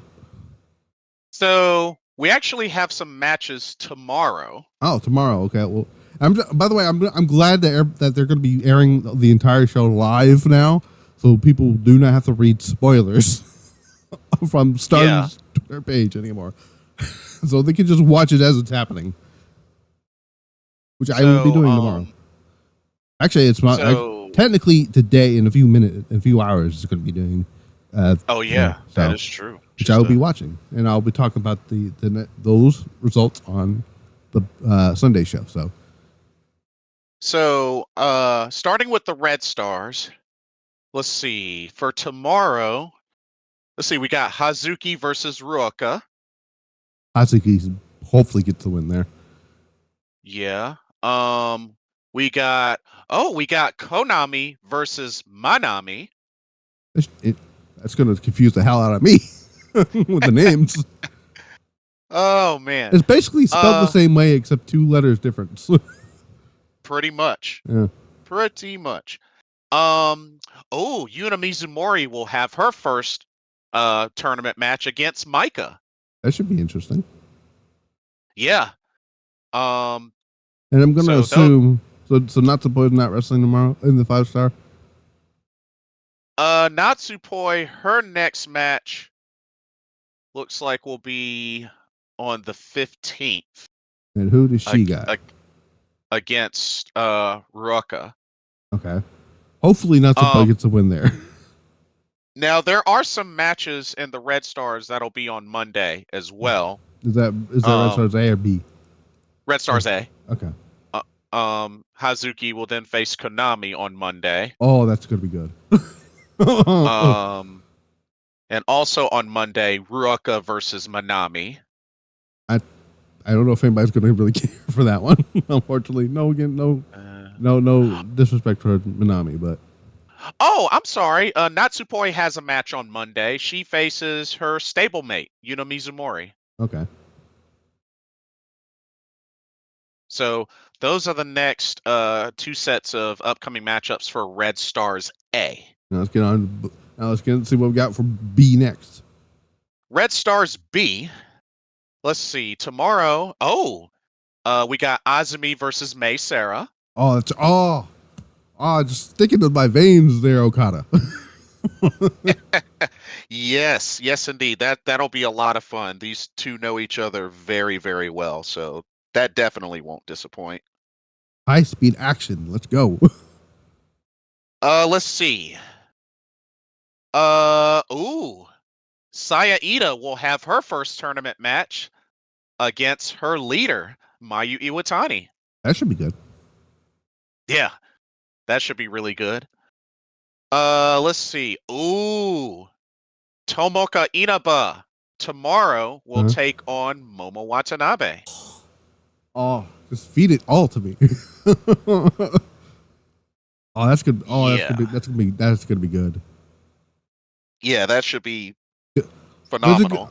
I hope I'm going for Momo on that one because I do think I need her to win some matches so I can get at least proven that she's gonna get pushed at the tournament. Damn it. Yeah. And then from tomorrow to Monday, Momo Watanabe will then on Monday take on Mei Seira. Mm-hmm. We should be good. Saya Ida on Monday will take on Tam Nakano. Okay. And on Monday, Tomoka Inaba will face Azumi. Oh, that's gonna be good. That's gonna be yeah. If anything comes out, if it's gonna be anything like we saw with her and Seira in night 1, oh yeah. Oh yeah. So those are your Sunday, Monday matchups for Red Stars B. Yeah. All right, so let's go on to the Blue Stars stuff. Blue Stars A. So no matches tomorrow, but matches on Monday. That's interesting. Matches tomorrow. Let's see. On Monday, Saori Anou versus Syuri. That should be good. That should be a banger. Koguma will have her first match against Zaina. Okay. And then Anna J versus Starlight Kid. That's gonna be the real test for Anna J there. No, nothing. I'm not sliding anything against Saori Anou. I love Saori Anou, but the real test is with somebody like Starlight Kid. And so those are the only matches for Monday for Red Stars, or excuse me, Blue Stars A. Anything for Blue Stars B tomorrow? Blue Stars B. So no matches for tomorrow, but matches on Monday. Right. We got Suzu Suzuki versus Saki Kashima. Okay. Oh, that's gonna be very entertaining. I got a feeling that's gonna be a hilarious match. Suzu's gonna kill that woman. Unfortunately. Oh, dude, I could just imagine Suzu getting so angry from Saki Kashima pinning her. like just randomly. Maybe. I don't think she's going to beat Suzu, but you know. I mean, deadliest pin in the whole promotion with that Kishi Kaisei. Well, I mean, she tried it with Rina or Rana and backfired. Oh yeah, that is true. That is true. But this is what happens when you promote Fist of the North Star. It doesn't get you anywhere. Yeah, fair point. Let's see. Monday, Dekla versus Saya Kamitani. Okay, that's gonna be interesting. And we got Risa Seira versus Hanan. Yeah, okay, interesting. I forgot to bring this up with Hanan because I was thinking about this while watching the match with Suzu, and I'm like, I don't know if anybody else has noticed the slight like character change she's going through, like not character change, but more like an attitude change that she's been going through. Have you you noticed that? A little bit more aggressive. Now, whether or not it leads to anywhere, that remains to be seen. But there's got to be a reason to it because this attitude change is very interesting to me, at least. I just like things. There's things happening that happen on the show. It's very interesting, like the Momo thing and the Hanan stuff. So, do you have a prediction for your semifinals and your finals and your winner? Ooh. Or do you want to like wait until see how it plays out? I'm gonna give it a little. Well, actually, you know what? Red Star's A. Uh-huh. I think personally, I think Maika definitely for sure. Yeah, I think Maika's going to get in there. And then I think it's going to come down to either Hazuki or Natsupoi for that other spot. Other spot. Well, yeah, because it's two. Oh, you said semifinals. Yes, semifinals. Oh, but okay. I was like, I'm like, that doesn't line up very well. That doesn't make sense. Okay, so semifinal matchups. Maika, for Red Stars B. That other side feels like a Momo Watanabe side. I mean, that makes a lot of sense.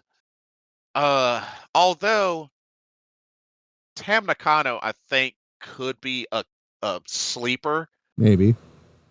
But I know. I feel like if they did Tam Nakano, a lot of people would be very mad about that. Yeah, probably. Yeah. Now that you mention it. For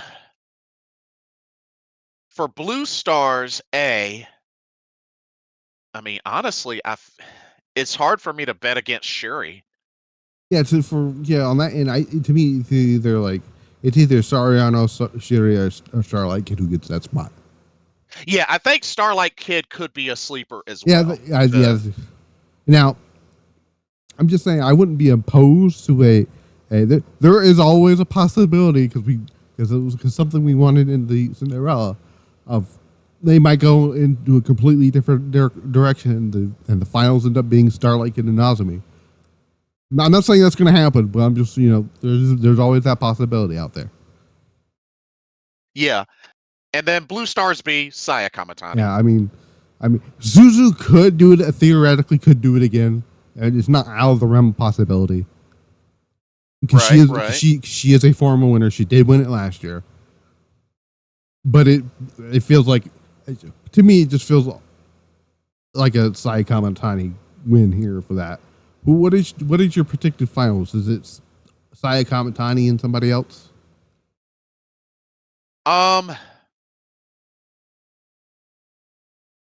Maika, Saya Kamitani. Yeah, I'm not against it. It's either Maika, Saya Kamitani or Momo Saya Kamitani. It just makes sense. Now I would not be. Now don't sleep on Konami. There's a chance Konami may push her way up the ladder too. Yeah, that's another one that a lot of people are saying is white belt ready as well. I mean, you know, I mean, I don't know when they're gonna pull the trigger on her winning the white belt. Now, who did I mention earlier about winning the? See now that just throws my game plan off if they do Konami and Natsupoi instead of Maika and Natsupoi. There's I know know you what? mentioned Hazuki. And there's a lot of players involved in the white belt. Hear me out here. This one, instead of doing a singles match at Drew Quaidum, put all four of them in a match, fatal 4-way, white belt match. Give me that. I've never seen a fatal 4-way for the white belt before. So Yeah, I haven't either. and you put those four in there. Oh, that's a banger right out of the gate right there. I can dig it. It'd be something new. I think they didn't they attempt to do. Weren't they going to have tried to do a 3-way for the red belt at one point? I think it was hinted. Who was it with? It was somebody. Was it with when Maika was the champion? I think so. I think so. Who did they tease it with? Oh, I don't remember who it was. Was one of them Suzu? I don't remember. It might have been. Because I don't think they were completely over that completely. Yeah, I don't. Yeah, it's weird that they kind of completely just dropped that whole thing because I mean, now it doesn't matter because Mike is not the champion anymore. But when Mike was the champion, they never went back to a rematch because Suzu kept saying that she wants another shot at Micah, but that didn't have anything to do with it. Momo, I know, still wants the red. She don't even give a damn at this point who's the champion. She just wants the title. So true. Now I don't know when they're going to pull the trigger. I really hope next year they pull the trigger on Momo Watanabe as the champion because she's overdue a red belt run. Mm-hmm. Same with. There's a lot of people overdue here. Mayu's gonna. I don't think there's a good chance they may give the spot to Mayu. Hold on a second. Yeah. And you had mentioned Mayu Iwatani. Right. Okay. So Mayu Iwatani. So we're almost all out of agreement at this point that Mayu may be leaving at the end of the year. Right. Oh, right. It's not out of the realm of possibility that they could give Mayu Iwatani one last 5-star Grand Prix win. Right. Because I wouldn't put it past the Stardom. Because I do think that and if she is leaving, I think putting over Tam Nakano at Dream Queendom is the way to do that. Okay. Yeah. I mean, because right now it just makes sense. That's if she is really leaving. I mean, I totally could see it happening. I was thinking either she leaves or she retires, but I can't see her retiring at just yet. You know what I'm saying? I mean, true, but at the same time, I didn't expect Himeka to retire either. So, well. I mean, to be fair, Himeka is a little bit younger than Mayu, though. Yeah, that's what I'm saying. Like, but at this point in her career, Mayu's career, there's really not much for her left to do. Yeah, and I don't know. I mean, and if she were to go anywhere, the only place I could see her going is Marigold. Yeah, I think, I think she would want to end her career either in Stardom or with Rossi Ogawa. Yeah, agreed. With maybe one match in like NXT or something like that on like some show with And you know what? I could absolutely see her have a match with one match in NXT with Julia. So Oh yeah. So far the 5-star Grand Prix looking great. A lot of turnarounds is going to happen near the end of this. This is shorter than last few 5 stars, which is something. Speaking of Julia, who absolutely complained about last year, and said straight up during one of those press conferences, I'm like, we need to scout back the 5-star and limit the live shows so nobody gets hurt. Yeah, I did remember that. Which is crazy as they wait until after she left to do that.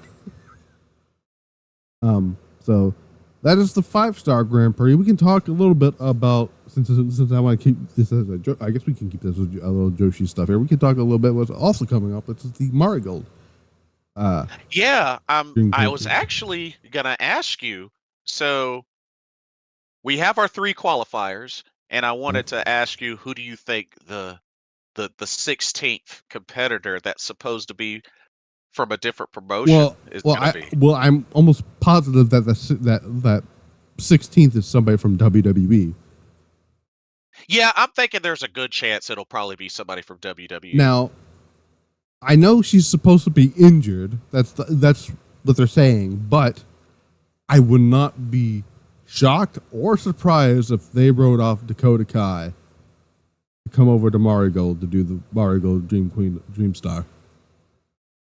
They didn't say how bad the injury was, did they? Or what she injured? They said it's not that serious. Oh, okay. But they also wrote off Io the same way, so Io could do the match with Utami and Marigold. Okay.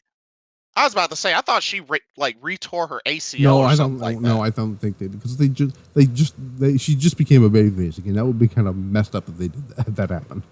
Okay. Whew, I was about to say. But I would not at all wouldn't put it past WWE to have them do that and then have her do Marigold. I know it's not. I know. Listen, the inner nerd of me would love it for it to be Io, but they have plans for Io on Raw right now. Right. Same with Kyrie. And of course, Dakota Kai has a lot of experience in Japan, so it would not be a bad idea. And knows Rossy Ogawa very well. So exactly, because she had that little stint in Stardom. I believe she was a former Artist of Stardom champion. Let me look. Yeah, that's actually a good question here. I know she won. I know she won something. Yeah, she won it with her Hiroyo Matsumoto and Kylie Skater. Kelly Skater. Oh yeah, I remember her because her and Hiroyo Matsumoto teamed up quite a lot. She didn't. Yeah, she was only there for like a year and a half, maybe a year. Not that she wasn't there very long. Yeah, she was there from December to February, so it was like a month and a half that she was there. She wasn't there very long. So. Oh, okay. Yeah. Though it's funny though. Guess who they lost the hardest titles to? Freedom? Yep. How ironic is it that she's in a group with 2 of them? Yeah, it is pretty crazy. Yeah, that's funny. So yeah, it seems like they're doing something with Sky Pirates right now. So it looks like they're setting them up for tag team gold. Looks like. Yeah, I believe number 1 contendership match with this is insane. This is going to be the first time the Sky Pirates have had a tag team match on the main roster. Yeah, that's true. Considering what few matches they've had on NXT, but we're undefeated. So let's see what who could WWE send over. Who it also could be somebody from Actress Girls. That's another one. That was the other one I was thinking of. That's probably gonna be somebody from WWE. I'm trying to think. Like, well, they're not going to send Shayna because Shayna's again doing in the same storyline with EO, so that doesn't work. They could send Selena Vega over because she has ties to Rossio as well. Oh yeah, that's right. She does. I totally forgot about And that. she had a short stint in Stardom as well.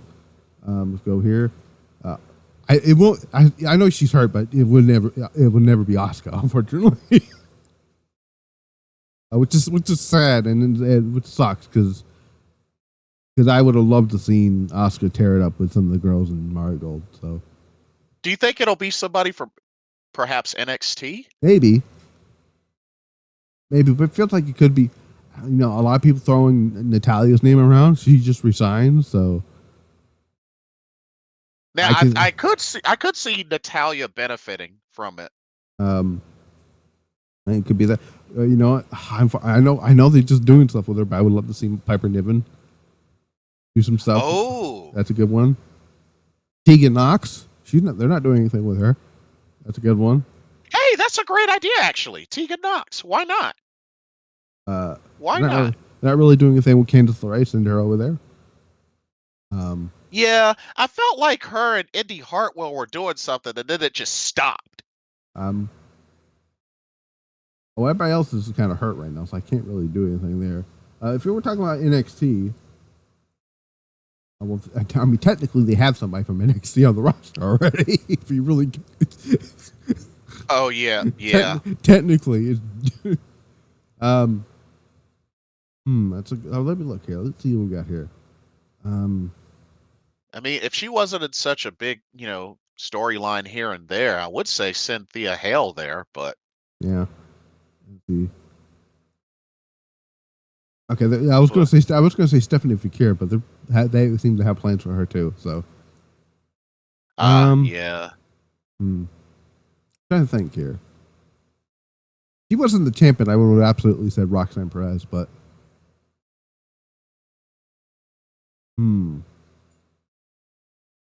it's not going to be Mako Satomura. She's on a retirement tour, so yeah, that much is true. That's a good question.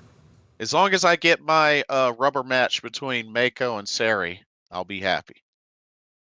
I think it's probably going to be Natalya. It's the only one I can think of at the moment is Natalya. And she did just re-sign with WWE as well. Yeah, I can see Natalya because Natalya wants to do something with the Joshi. So,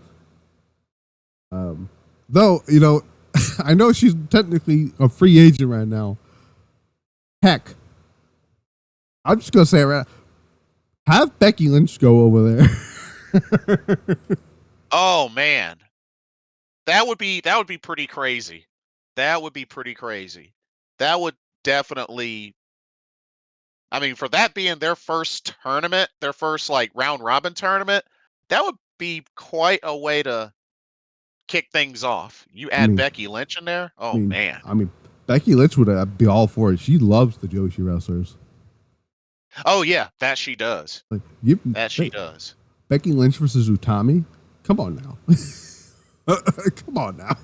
That'd be great. But it's probably gonna be Natalya. Do I have a winner of this tournament? I'm still my right now my go-to winner is Utami Hayashishita. See, that's tough. Oh man. It feels like that's the direction they want to go in. Utami versus I definitely Syuri. So I definitely think that, she's a good candidate. And then of course, for those that don't know, the qualifiers, Victoria Yuzuki, Kizuna Tanaka, Chika Goto. Which I believe they already happened. Yeah, those are the winners. Okay, so and of course, all the Marigold champions are in this tournament as well. Yep. I mean, yeah. Right now, my safe bet is Utami Hayashi stuff. Though I wouldn't be upset if Miku Ano pulled it off. And see, that was another name I was thinking. She's made a lot of fans out from her from the summer festival show from that showing when she wrestled 2 matches. Yeah. Oh yeah.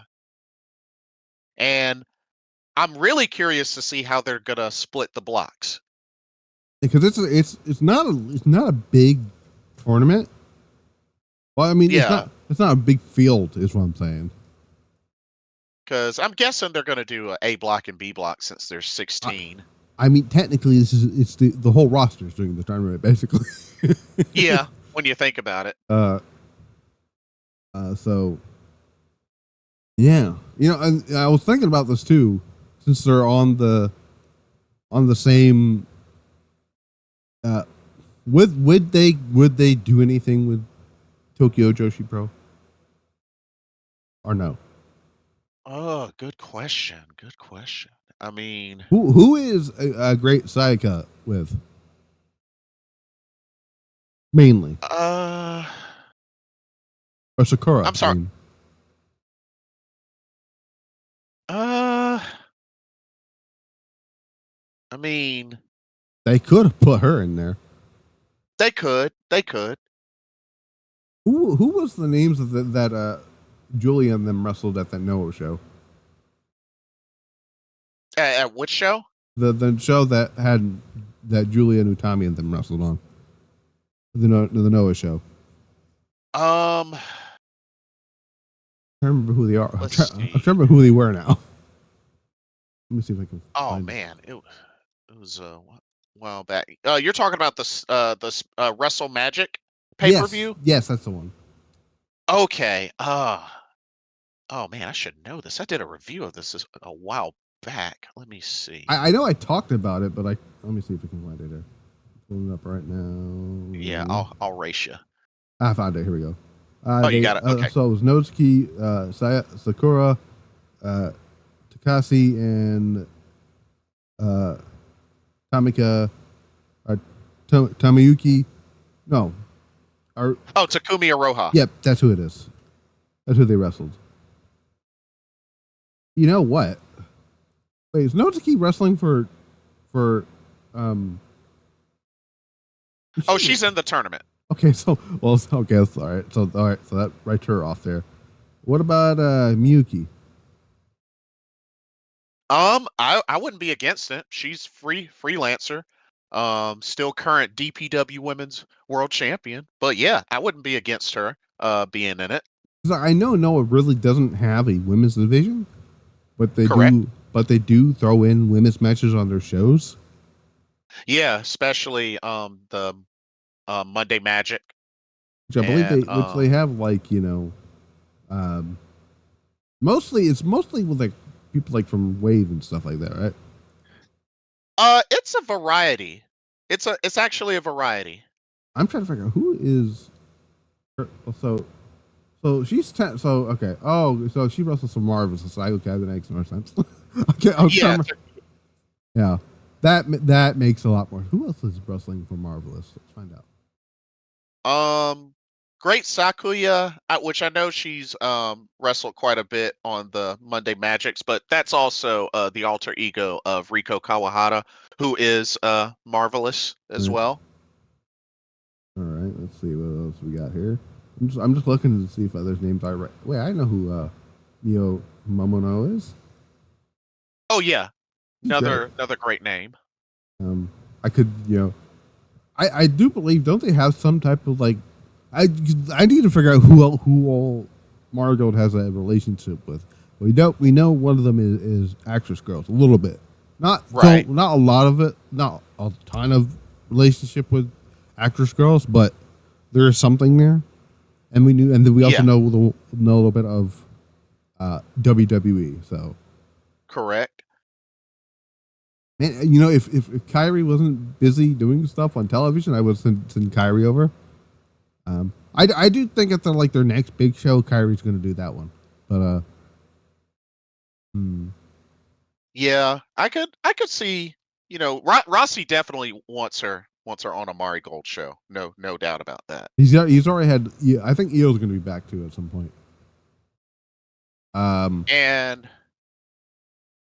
also, it was noted that Nanae Takahashi is going to be in limited events from August.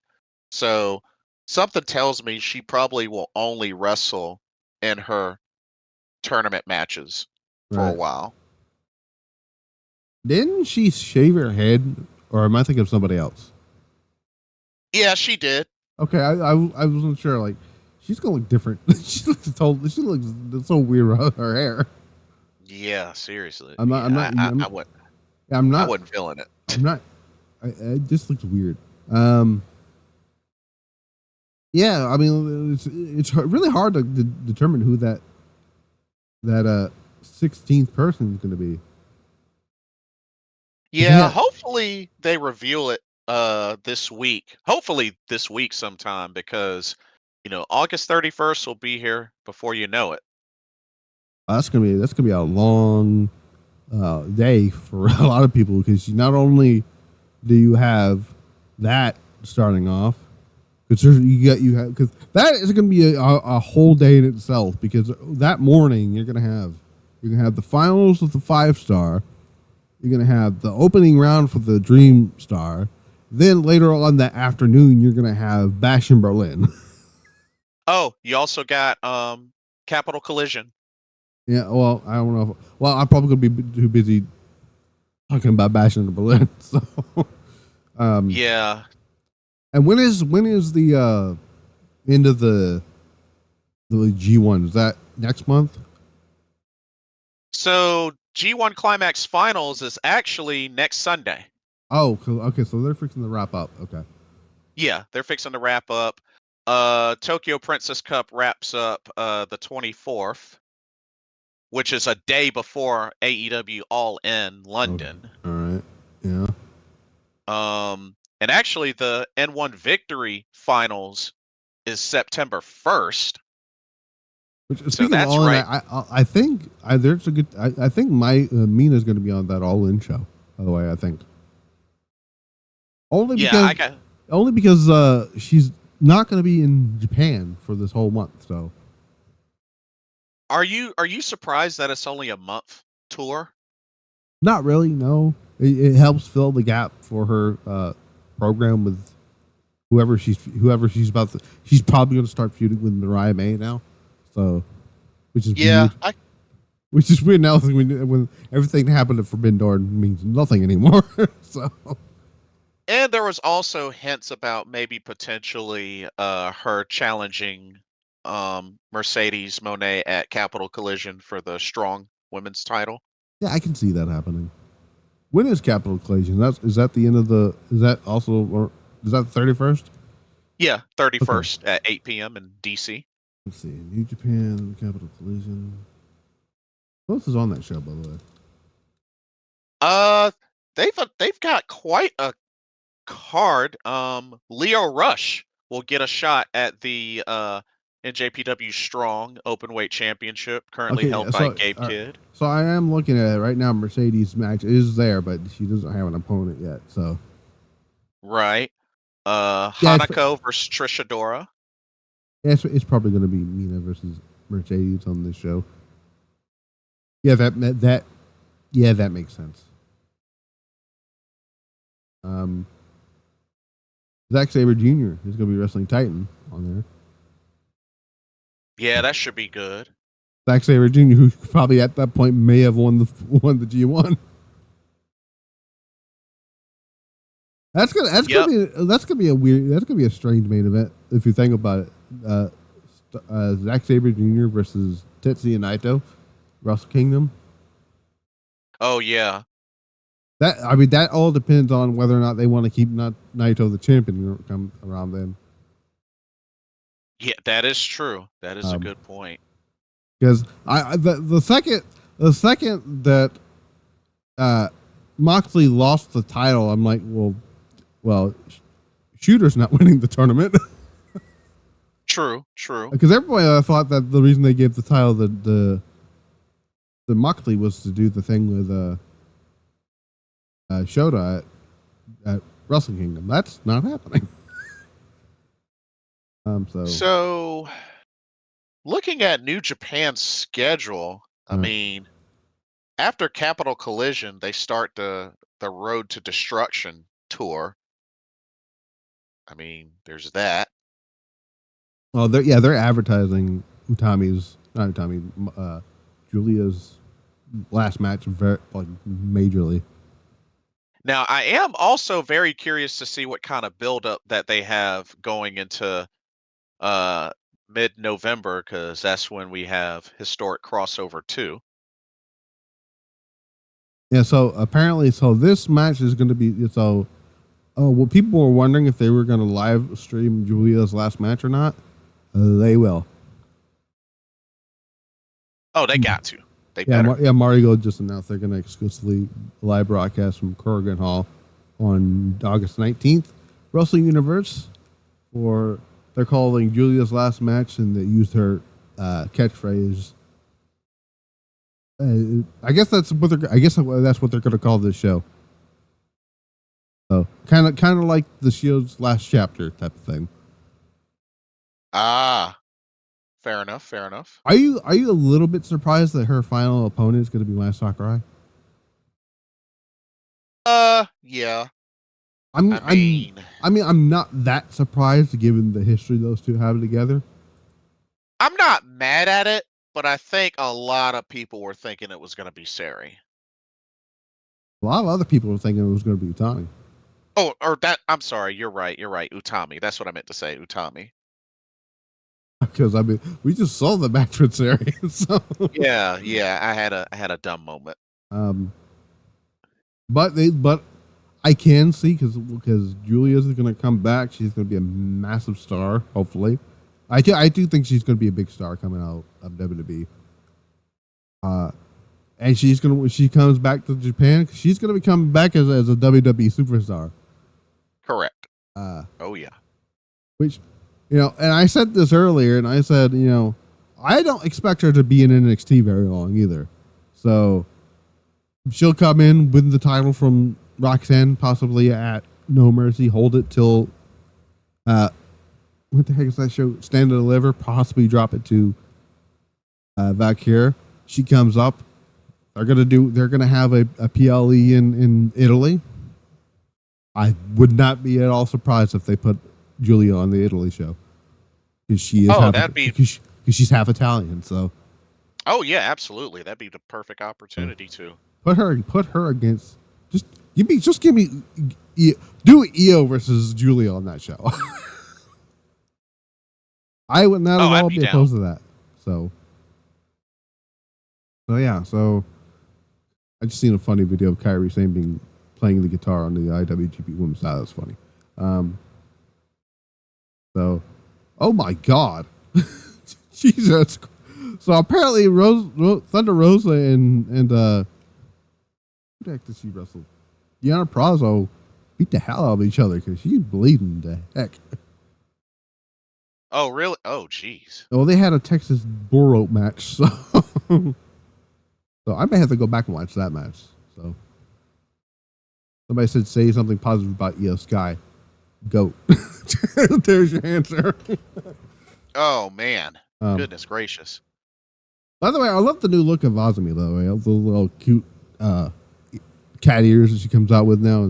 It's the most total gamer girl look I've ever seen. I really love kind of like the transformation of everybody through the forming of Neo Genesis. And honestly, I think this faction is going to go far because it's a number of different personalities just gelling together. Yeah, it's like you have the bubbly May Seira, right? You have the almost like nonchalant attitude of Suzu Suzuki, right? Right. You have another bubbly personality in Amazaki. You have whoever everyone's calling the young goat, which is Azumi, right? One of the best wrestlers on the planet. And then you have another one of the best wrestlers on the planet in Starlight Kid. So it works out. and you've seen the photos they take together. They're like they feel like the best of friends now. So it's crazy too, especially when they did that first unique entrance together where everybody kind of busted out kind of like a dance move. Right. And I was just like, look at Suzu. I was like, what? Because, I mean, if we go way back, I never would have thought Crazy Star would have worked out because, like, the pairing just was weird to me. But, It was almost was like I wrong? it was almost like the same thing with when they did the first pairing of Azumi and Starlight Kid together, and they did that. What show was that? Oh my God, it was during that weird era of random pay-per-views they put together. And I forgot who they wrestled. I think it was in the main event. You know, I actually remember what it was. It was Azumi and Starlight Kid. They took on Momo Watanabe, not Momo Watanabe, Mayu Iwatani and Saika Kashima. Oh, interesting. Oh, wow. Okay. And when they did that whole entrance thing, people were like, this need to be a tag team. These two need to be a tag team. People were very upset that they were not a tag team in the Goddess Tag League last year. Okay. I remember now. And yeah, because you remember, because everybody was pushing for them to be a tag team in the tag league. Yeah, I remember now. They're totally going to be the tag. The reason I don't think Azumi and Starlight Kid are going to win the 5-star, because I think they're going to be putting them together as a tag team in the tag league, and I think they're going to win the tag league and then win the tag titles from. So you're calling it Goddess of Stardom Tag League winners, Azumi, Starlight Kid. Okay. I think they're going to take the titles from Konami and not Konami, Momo and Momo Tekla. Yeah. And then Momo's going to screw over Hate at the end of the show. Oh, it's perfect. Hey, I like it. I actually really like it. I mean, especially, they gel so well together, and they're Stardom OGs. So it's like got some high speed Stardom OGs there. Oh, okay. So they're going to release the show that happened today on Monday. Or no, tomorrow. Actually, they're going to release that tomorrow. The show that happened earlier today on Marigold. They're going to. Oh, okay. Yeah. Oh no, they're not going to release it tomorrow. They're going to. So they said, the release time will be changed to 10 a.m. on whatever their time is on. What was that? Tuesday? Monday. Yeah. So yeah. Gotcha. Russell Universe just tweeted that out.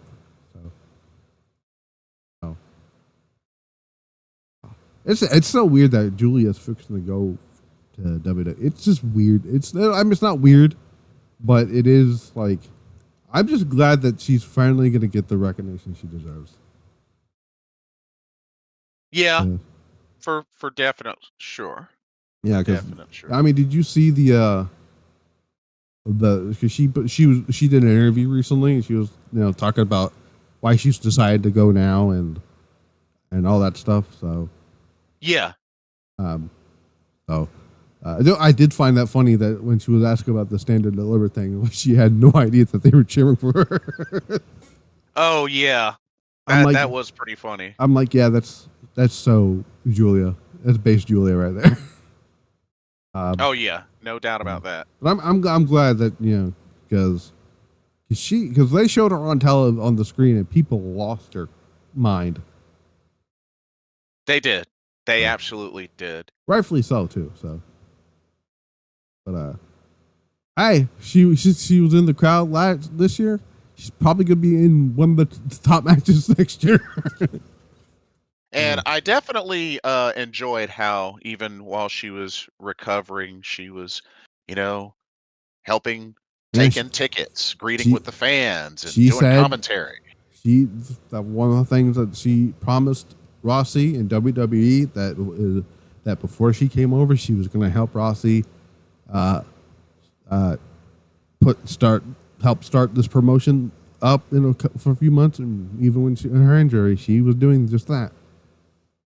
So Oh yeah, So, absolutely. but yeah, 5-star, good stuff. Uh, so from my understanding, it's going to be the night one was going to be on pay per view. The finals would be on pay per view. The other shows would be on streamed live on Stardom World, I believe, right? Yes. So, I believe in a couple hours, maybe in let's see. Actually, let me look up my little thing because I have somebody has a schedule for when these shows are gonna start. So let's see what we got here. Okay, so in about 30 minutes is when day 2 starts for the 5-star Grand Prix. So yeah, we might as well get. Huh? And the interesting thing is, I Yeah. think they may have swapped a few dates because technically, Rana Yagami and Risa versus Saya Kamitani was supposed to happen Right. yesterday, but they ended up doing Risa Seira versus Saya Kamitani. So I Right. think they swapped dates for that. So it looks like Rana Yagami versus Saya Kamitani will be on the Right. 17th. Right.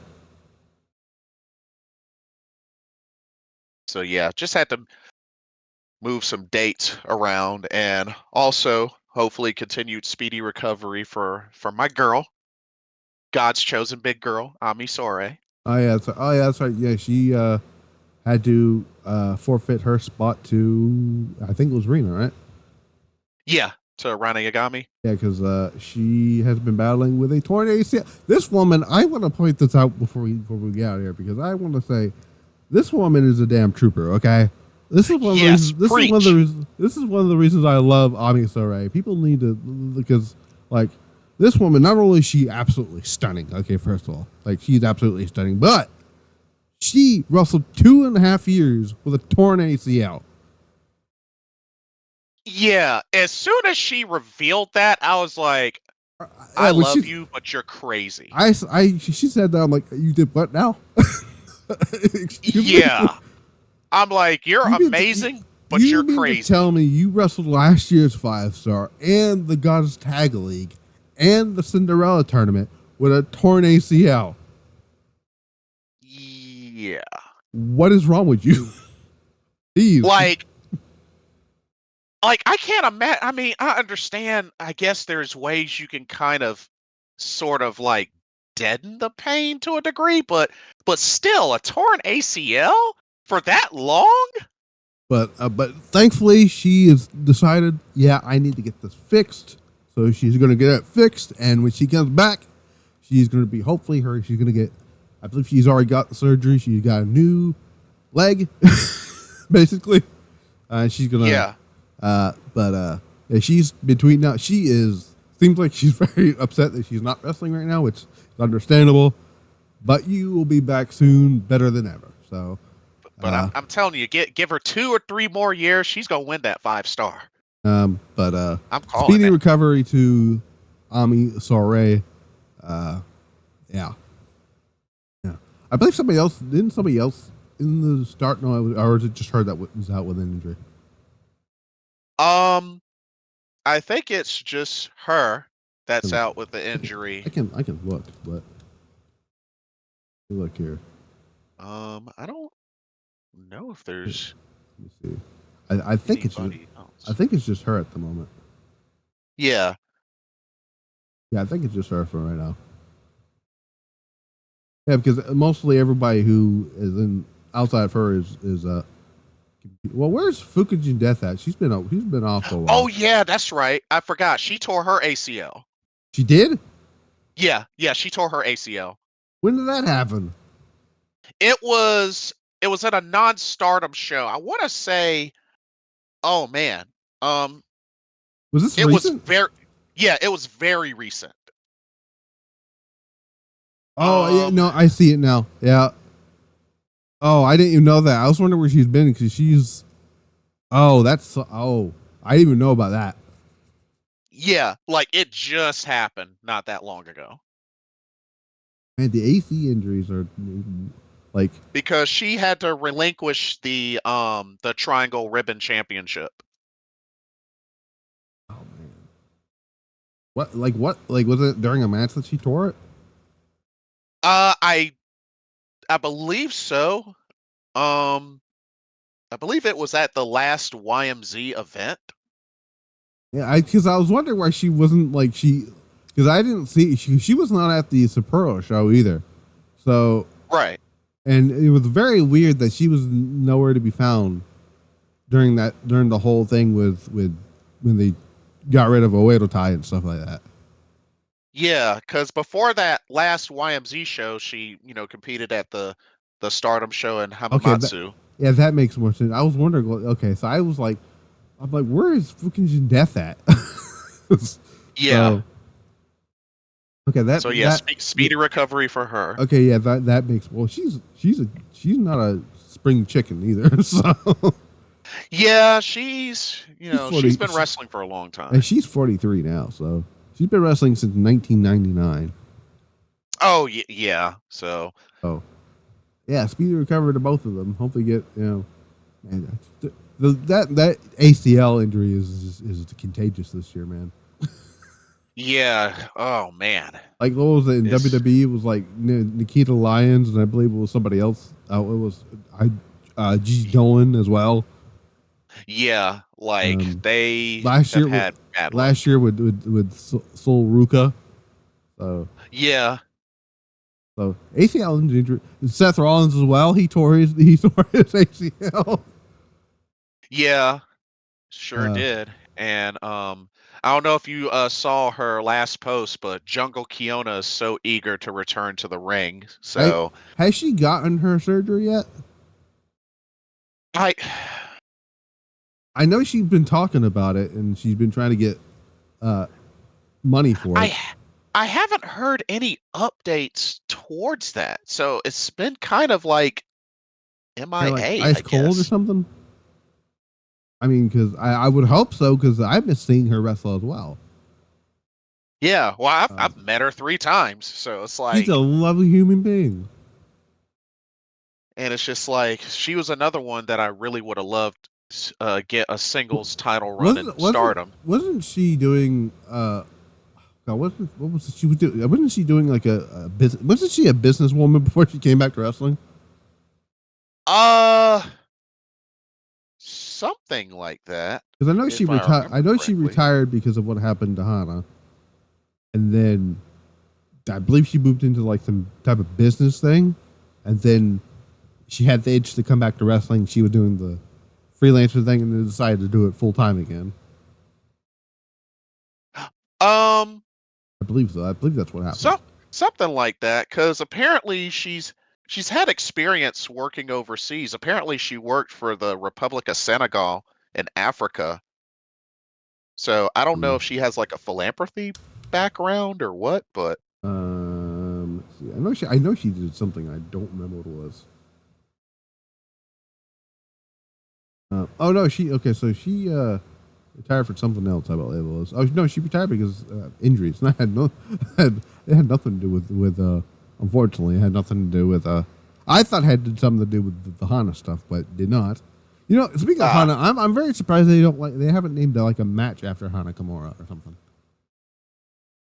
yeah. I mean, aside from the memorial show, Yeah, I don't, it would be nice if they did something like that. kind of like I don't know. I don't know what they would like a little mini tournament or something. I don't know. Cause what I do on my little 2K stuff, I haven't done it in a while, but last year I did I called it the Hana Kimura Memorial Battle Royal or something like Oh, there you go. that, or something Either like that that. or maybe But a but Hanakamura then I realized Invitational. Kimiko does does one, so uh, which her battle royals is weird because she advertises a battle royal, but then halfway through the battle royal she turns into a Royal Rumble. Yeah, that's a fair point. That's a fair So, point. but but but I love it either way. But yeah, I was wondering. Yeah, I was wondering what the issue was because I know she did some stuff, but because I know she kept talking about it about coming back because I didn't know she had the surgery or not. But hopefully she did. Hopefully she did. Uh, Yeah, because I mean, she's only she's 33. I mean, early 30s. Still has, you know, she can come back. I hope she comes back. I really do. Claudia wants to wrestle Kazuchika Okada in Cardiff on Dynamite for the Continental title. Of course he does. Of course he does. I'm down. I'm down. So yeah. I think that's basically it of everything going on with Stardom here. So I'm actually surprised there's no red. What did you say? It's blue. It's red stars in a few hours, in a few minutes, right? Yes. Okay. I'm surprised there's no blue stars, but red. It makes the more I thought of it, makes sense to split up the blocks for different days, have their own different days instead of kind of like what they did in the first round, where it's blue stars and red in the same show. Yeah. So. Which I'm sure there may be a few matches before the tournament matches that may feature some blue stars, folks. Right. So yeah. So I enjoyed our actually it was like a 2-hour discussion, but we had to get a lot of it's a tournament. We have to talk about everything when it comes to this stuff, and we had some Mario Gold stuff and give our predictions and stuff like that. Hopefully we can do the finals. Hopefully, maybe, I don't know. Well, that might not work because I gotta. Yeah, might not be able to do that. Yeah, that's gonna be a loaded day. Yeah, because you got like we mentioned before, you have the finals, the 5-star, the opening round of the Marigold tournament. Then you have a Capital Collision later on that night, and earlier that afternoon you have Bash in Berlin. So August 31st is going to be a hell of a day. Yeah. Oh man, I know I'm gonna have to play catch up. I will watch I'm probably going to catch up on the Marigold show after the 5-star. Because that's the one I'm more focused on right now. Because this is going to be the first time I'm going to actually watch the thing in its entirety. So yeah, why is John Stamos trending? I'll look that up later. Oh, no, that makes sense. Anyways, so where can people find you? So I can be found on YouTube at BlitzbalChamp, which look for the icon that says BlitzbalChamp Gaming. That's me. Same on X/Twitter at BlitzbalChamp. And you can also find me on Facebook, BlitzbalChamp Gaming. Look for the logo. The same across the board. Basically, it's just it's very simple. Blitzball Gaming. It's very simple stuff. So you're probably going to have your own view up the first night on your channel, I believe, right? Yeah, I did a live stream earlier today, pretty much going over all the current standings of like a handful of tournaments, including this one. So. Oh, okay. Well,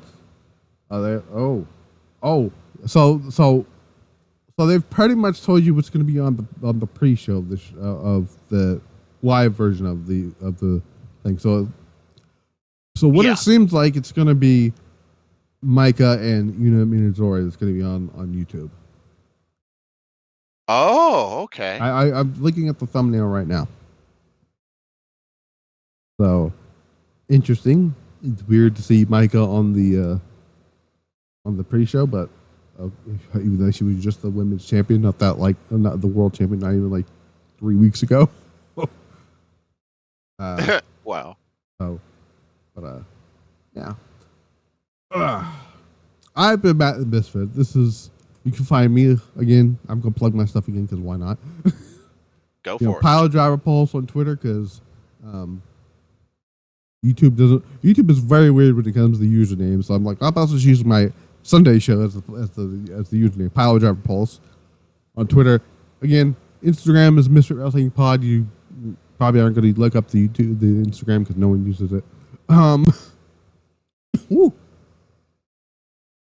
What was it? Oh, and then you got youtube.com/@Misfit Wrestling Podcast. You have the audio outlets for the show, Spotify, iHeartRadio, Audible, Pandora, and Amazon Music. And, you know, for the longest time, I was saying something about Google Podcasts until somebody told me Google Podcast ended like a few months ago. I'm like, oh, so I might as well just stop talking about it in my intro then. Tomorrow I'm going to talk about the I guess the updating standings, which is the second night of the 5-star Grand Prix, which I believe is it just B red B block, or is it both blocks of red for this one? So it looks like both blocks of red. Okay, that makes for yeah, for tomorrow. or in like 30 minutes.